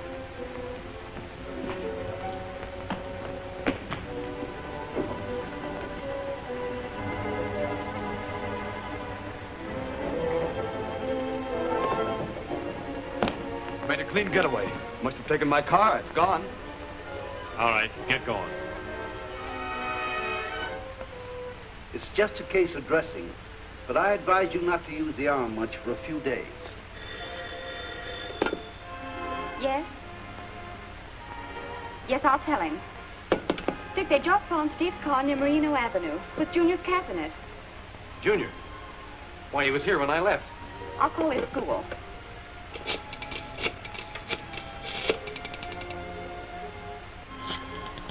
Now remember, you say just what I told you. They haven't seen him since this morning.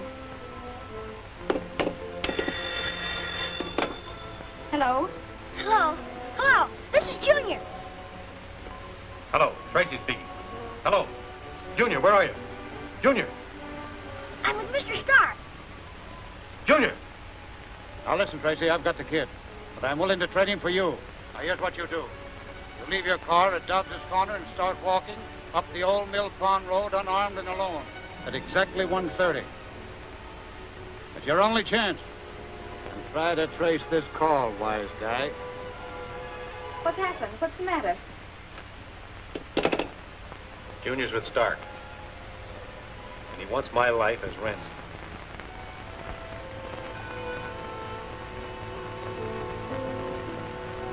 How's this? 1, 2, 3, 4. 1, 2, 3, 4. Okay.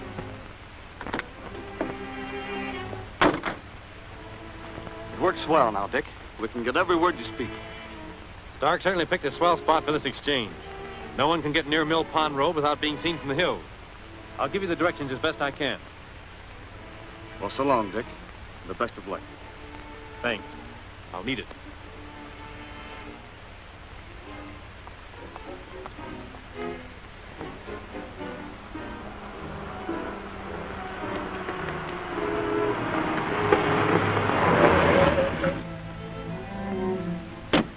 Well, Mr. Tracy. Nice meeting you under these conditions. You certainly kept me walking long enough, Stark. I must have covered 2 miles in this hot sun. Get that? He walked about 2 miles before they picked him up. That's a first move. Get in. Where's Junior? Perfectly safe. We can turn him loose later. Get going.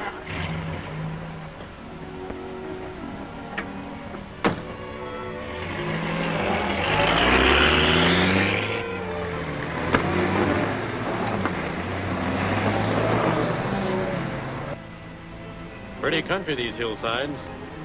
You picked a nice spot for a hideout. You turned into the hills. Yeah, this is working swell. Yeah. I never been up this way before. Your first and last trip, huh?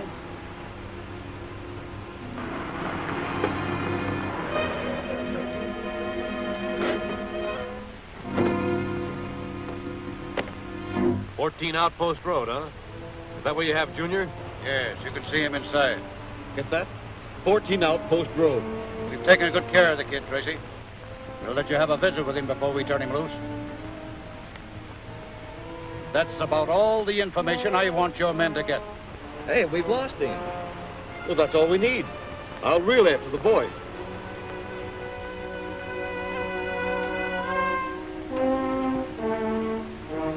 All set. Drive on.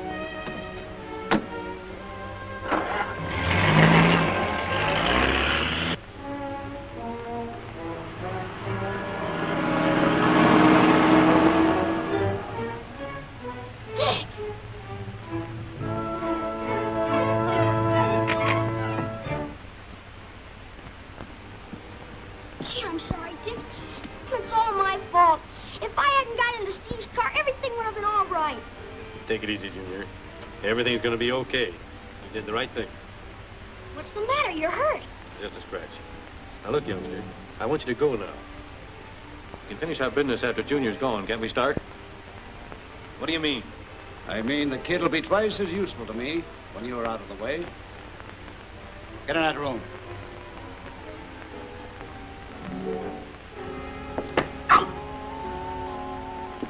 Cut it, champ. You lay a finger on that kid and all the bullets in the world won't keep me from tearing you apart. Go with him, Junior. I'll talk to you later.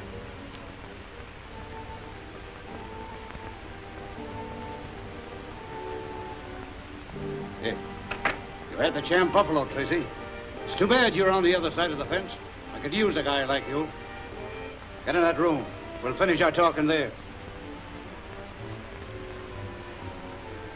Say, that G-man's a pretty tough monkey.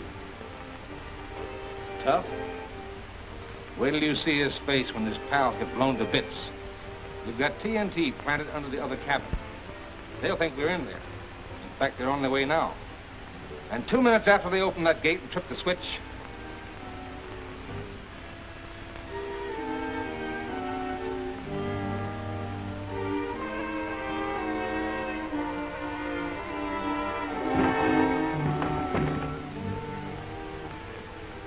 Perhaps you'd like to sit down. I've got a lot to say to you.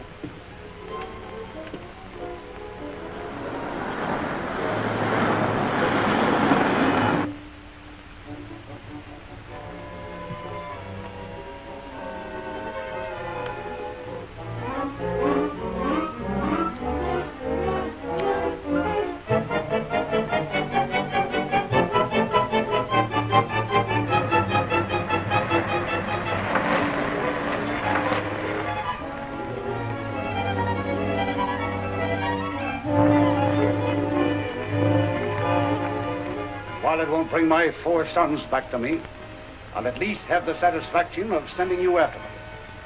Now get over to that window.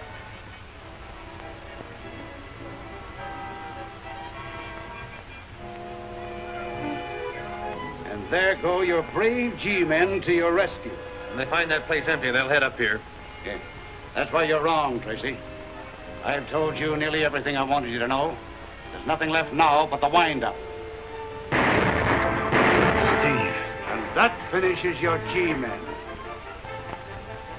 Now, Mr. Tracy, step back from that window. One more little matter to attend to, and you, Mr. Dick Tracy, will never bother me anymore.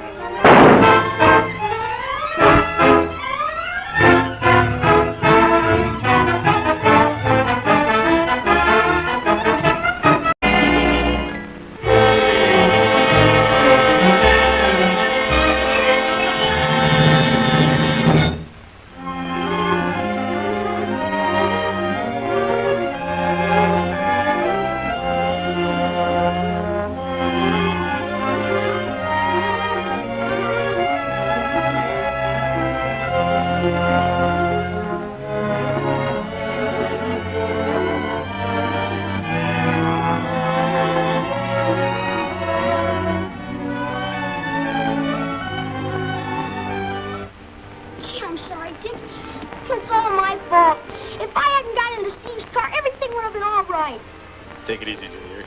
Everything's going to be okay. You did the right thing. What's the matter? You're hurt. Just a scratch. Now, look, youngster. I want you to go now. We can finish our business after Junior's gone, can't we, Stark? What do you mean? I mean the kid will be twice as useful to me when you're out of the way. Get in that room.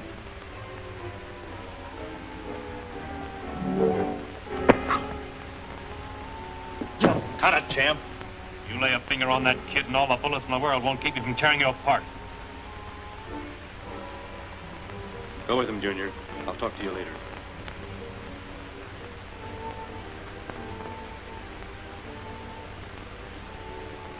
Here. You had the champ buffalo, Tracy.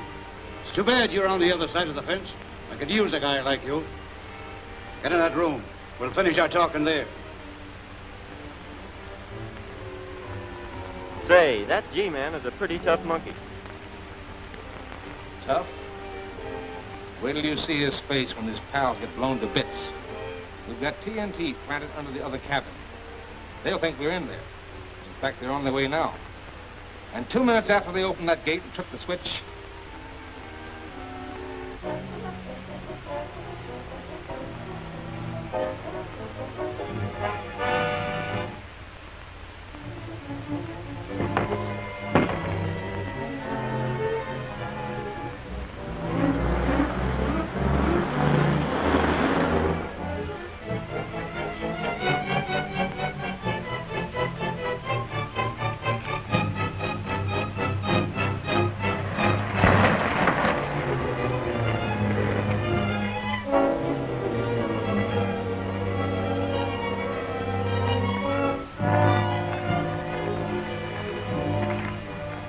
While it won't bring my 4 sons back to me, I'll at least have the satisfaction of sending you after them. Now get over to that window.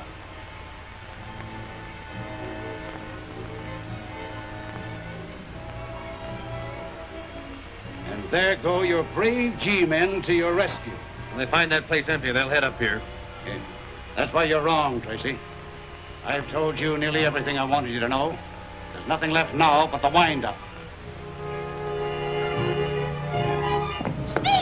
Dude, the cabin's gonna blow up! Dick's not there! Get clear!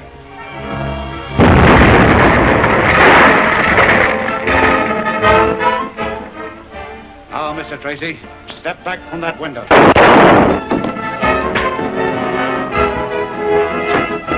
No! It's more valuable to us alive.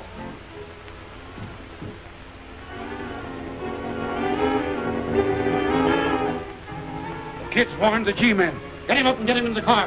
Hurry up. They'll be here in a minute.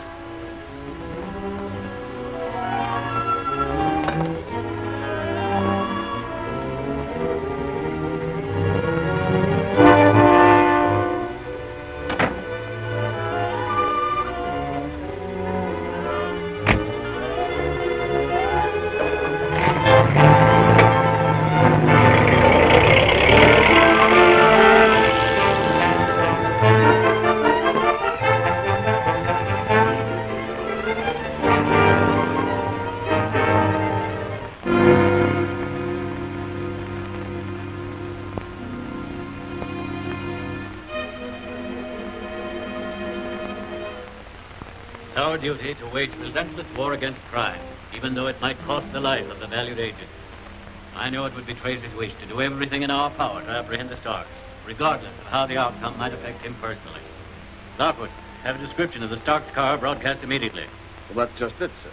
None of us saw the car. I did. It was a black Harmon touring car. I memorized the license. It was 2R-31-94. Good boy, Junior. Notify all the law enforcement agencies to be on the lookout for that car. And have the car's description broadcast over all radio stations. Hurry. Right.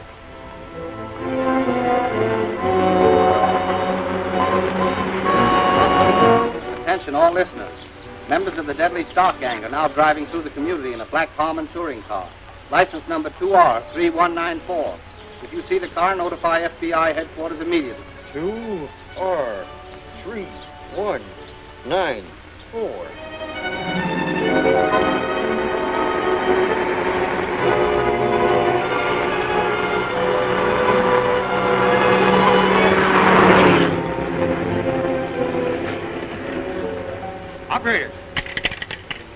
Operator! Operator!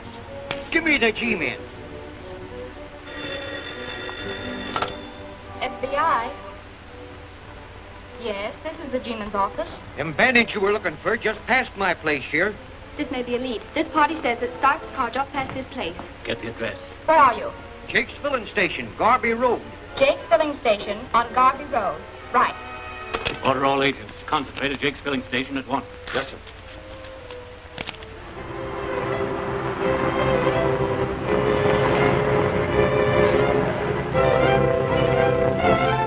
Everything all right? Yep. Nobody's been around. All right, take him upstairs. Get up to the top of the tower and keep a lookout. You get the plane ready. Champ, you and Clem come with me.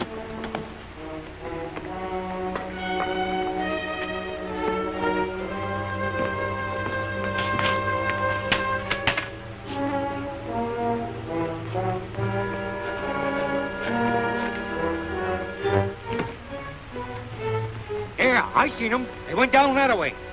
What does the road lead to? Straight to Bonnyville. Any turnoffs? Well, one little dirt road leads over to the old rock quarry. Well, the police will be looking for him at Bonnyville. We'll take a look at the quarry.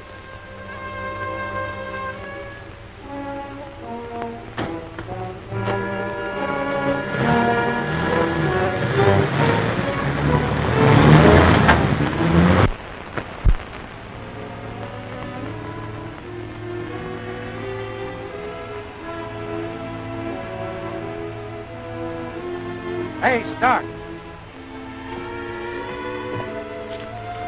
3 cars are headed this way.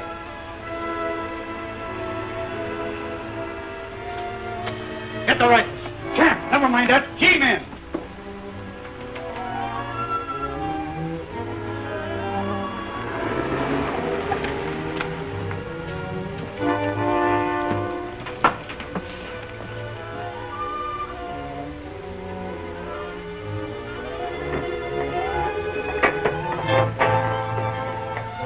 G-men, get to the top of the tower.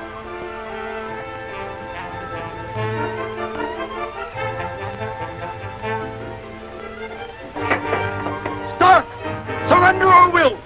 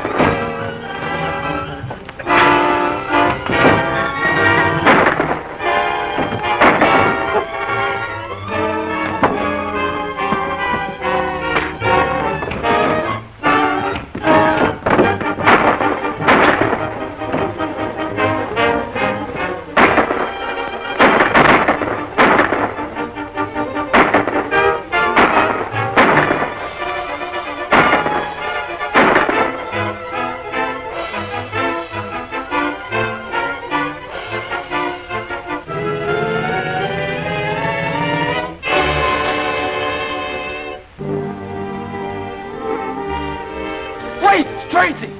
Hey, Dick! Dick, I never expected to see you alive. We'll never take him this way, men. Fall back.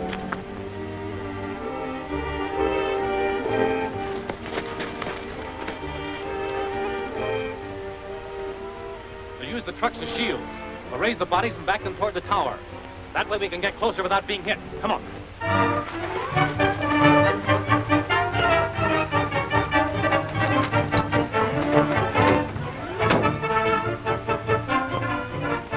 What are they doing with those trucks? They're up to something. I can stop them. I'll lay these on them from above.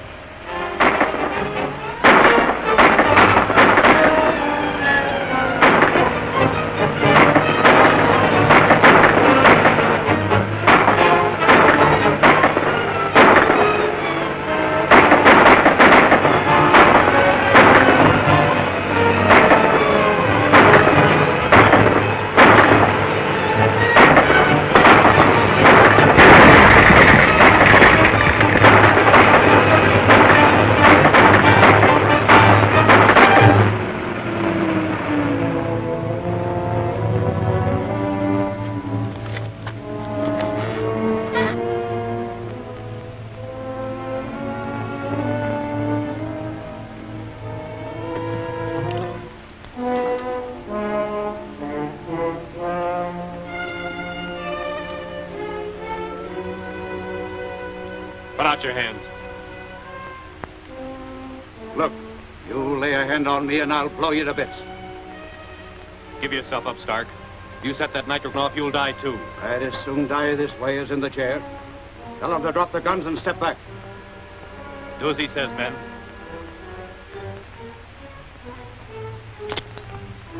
Not you, Tracy. You're going to fly me out of the country. That way.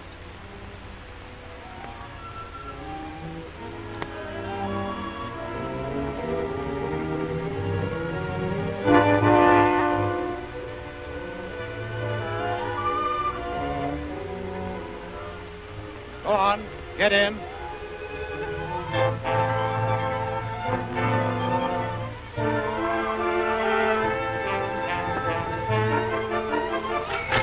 That's Russian. No, wait. Take off.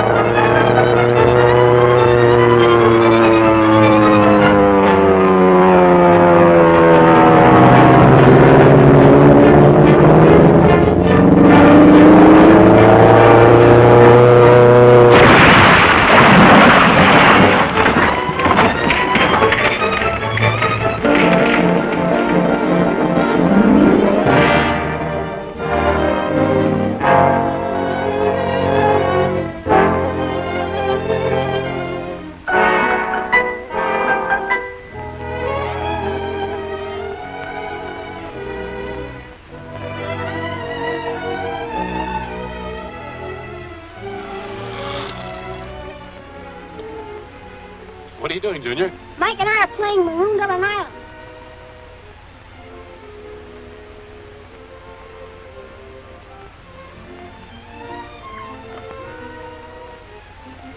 I'm sitting in food in my skyboat. Oh.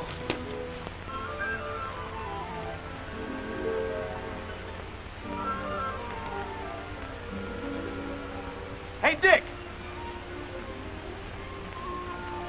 Commander came over the teletype just as you left. Read it out loud. Heartiest congratulations to you and your staff on the successful termination of the Stark case. Stop. From this date, you will serve in capacity of inspector in charge of the entire West Coast. Oh, that's marvelous. Let me be the first to congratulate you, Inspector. Thank you, Junior. You deserve it, Dick. Thank you, Steve. Hey, Muck!